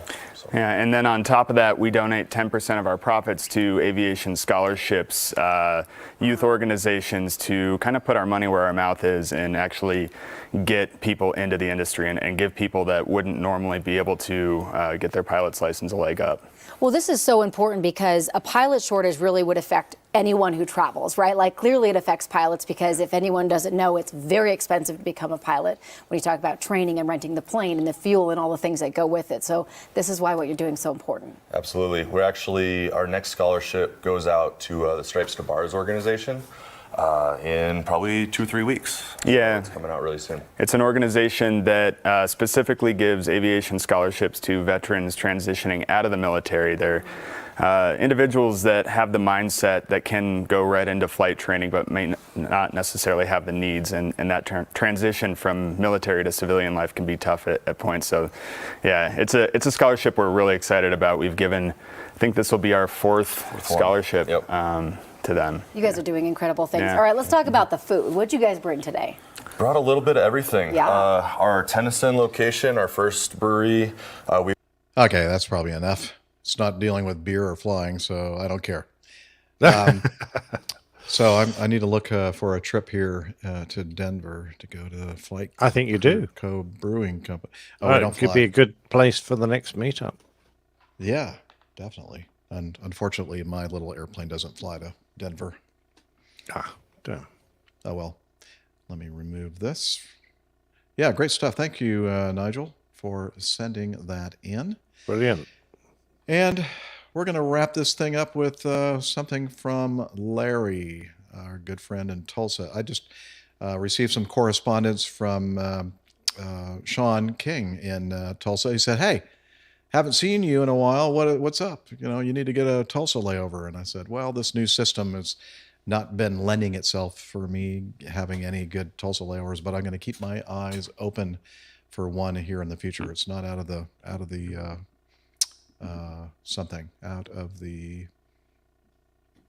realms of of possibility.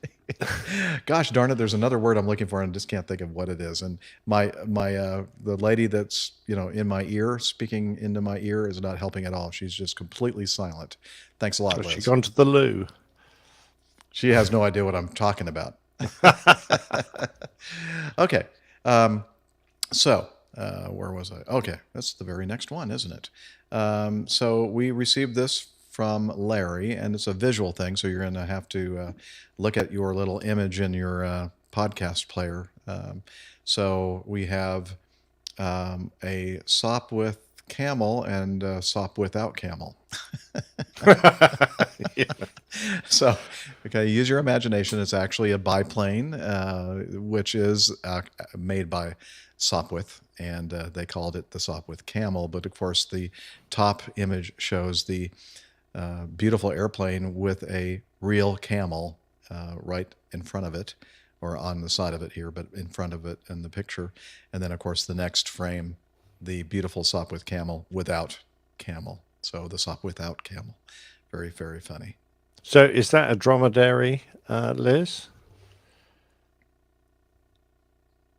She said she thought a dromedary had 2 humps. Oh, okay, then what's only got 1 hump? A uniberry? A unicycle? No. No. Oh, wait. I don't know. That is a Come on. dromedary, she's saying now. She said Oh, okay. Change Captain the Nick is microphone. absolutely right. Okay, brilliant. A Bactrian camel is a 2-humped. Bactrian is a 2-humped camel. But you know what? Wow. This is why you come here to the Airline Pilot Guy Show, to learn about these scorpions, camels, and all sorts of snargy subjects. Yeah. I wonder what camel snarge looks like. Oh, I really don't want to know, but I bet it doesn't smell good. I don't think it smells good before it becomes I know, that's what I snarge. mean. I've heard. I don't think I've ever been close enough to a camel to verify this, but I've heard that camels aren't the nicest smelling beasts. Probably not unless they've had a bath, and you don't get many baths in the desert, do you? Probably not. Okay, it's time to wrap this baby up. And let's see. We do that by, of course, pointing you to our website, airlinepilotguy.com, where you'll find all kinds of good stuff there. I'm not going to go into all of it. You've heard me talk about it before, over and over and over again. So if you've not been to the site yet, come on. What's your excuse? Get there right now. Well, not right now, but after you listen to this podcast. And we are also on social media, and Captain Nick is going to tell us all about that. Yes, if you're a devotee of Facebook, then search for the name Airline Pilot Guy, all one word. You'll find us there. On Twitter, we are at APG Crew, which is very similar to our Instagram handle, which is APG Crew without the at. So we're not at. We're not where it's at. Apparently not. No. Is Hillel around? I don't know. I can't find him, actually. Hooray! No, I'm only joking. He's marvelous. Okay. Apparently, I wasn't. Well, I know you found him, but I'm still trying to find the audio version of Hillel. And I can't. I realize now that there was one or two things that I probably should have done before we started the broadcast. No. It's all my fault. I have my task set out for me for the next few days and getting this. I could be Hillel for you. Jeff, okay. I'm stuck in the plug hole again. Wait a minute. Okay, hang on.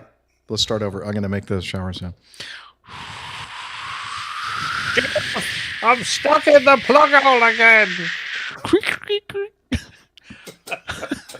You want me to talk about Slack? Yeah. Okay. Oh, we're great at improvising. We're really good. Oh, Slack. It's a something or other. don't think you're allowed to use that word. I'm not even sure what he says. I hear it every show, and I can't say it. Anyway, I'm going to add it in post. Wait. Good idea. Here it is right now. Okay, now he's talking and telling us about it. Okay, and then I'm going to say, thanks a lot, Hillel. Right there, girl. I love you, man. I love you too. Nice one, Jeff. Well done, sir. Thank you. That was seamless. I mean, no one will notice. Our acting skills are just, top notch. Top notch. 50% at least. Audio, mute, don't mute. It's time for the APG players to make another appearance. Yeah, we need to do another play. Right. Okay. Yeah. All right. And of course, thank you, Liz, our wonderful producer and my pleasure. I don't know Lots of laughs. Well done, Liz. Thank you. Thanks, guys. And then finally, we'd like to thank our live audience, and they're here with us every week. Got some and good characters tonight. Yeah, all this afternoon. So thank you for showing up. And with that, I'm going to wish you clear skies, unlimited visibility, and Talons, Douglas. Talons, Douglas. Cheers, everybody. Bye-bye.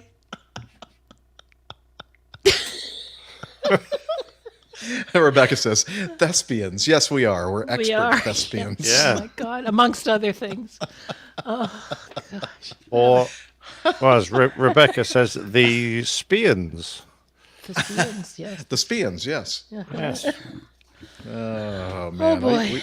We used to live next door to the spians. Did you turn your recorder off, guys? No, I haven't. Okay. All right, let me turn it on. Now then. God, it's off. Titles. Oh, poor Rebecca. She's studying for recurrent. Oh, dear. Oh, my. Yeah, you're not going to do well if you listen to us at all. Don't pay any attention to these guys. No, definitely not. Check for signs of fire. Titles for the show. We had lots of stuff around farting and crosswinds and downwinds and wasted emissions and gassing up, and I don't know. I read a couple down which sounded easy. Oh, good. I've got Okay. scorpions on a plane. Yeah. that was it. Humiliating tailwinds, and Oh, the that's a good- National Snarge Lab. Oh, I like that. Oh, yeah. Those are good. You got something there. Yeah, those are all good. We've got someone to work with. Yeah. And I could do something about the dromedary aeroplane. Yeah. I might have to think about that. Scorpions and dromedaries and. Yeah. Thanks everybody for spending some of your Saturday with us. How do you spell dromedary? I'll look it up. Dromedary, I think. James Graves, is it Hey, Graves good. Brown? Yep, that's James. And our Captain Ridiculous Wits in our live audience. He did a special little interview segment for PTUK. Oh. It was very nice. Very well done, sir. PTUK actually canceled their thing yesterday. I've never seen them do that before. They could not synchronize their calendars. No. So we're it's not pretty the rare only for we're them. not the only ones. Wow. Exactly. Okay. Huh. Well, did Did you not know that. I don't know if you saw the video, Jeff and Nick, of Carlos being caught in a tornado, literally? I did. And I saw it on the news clip Yeah. that they put out as well. Yeah, He was wow. they were moving house for somebody, and they had, I don't know whether they were loading the truck up or unloading the truck, but they had, I guess it was the camera from the house picked up, they had a bunch of the furniture out of the truck, and this wind started, and it literally was, I believe, a tornado. Nick, I think it's been confirmed. Well, that's what Carlos says. We Well, know it. But was it the did pick curry up he a whole had. bunch of the furniture and The started curry whipping. he had the night before. That was the problem.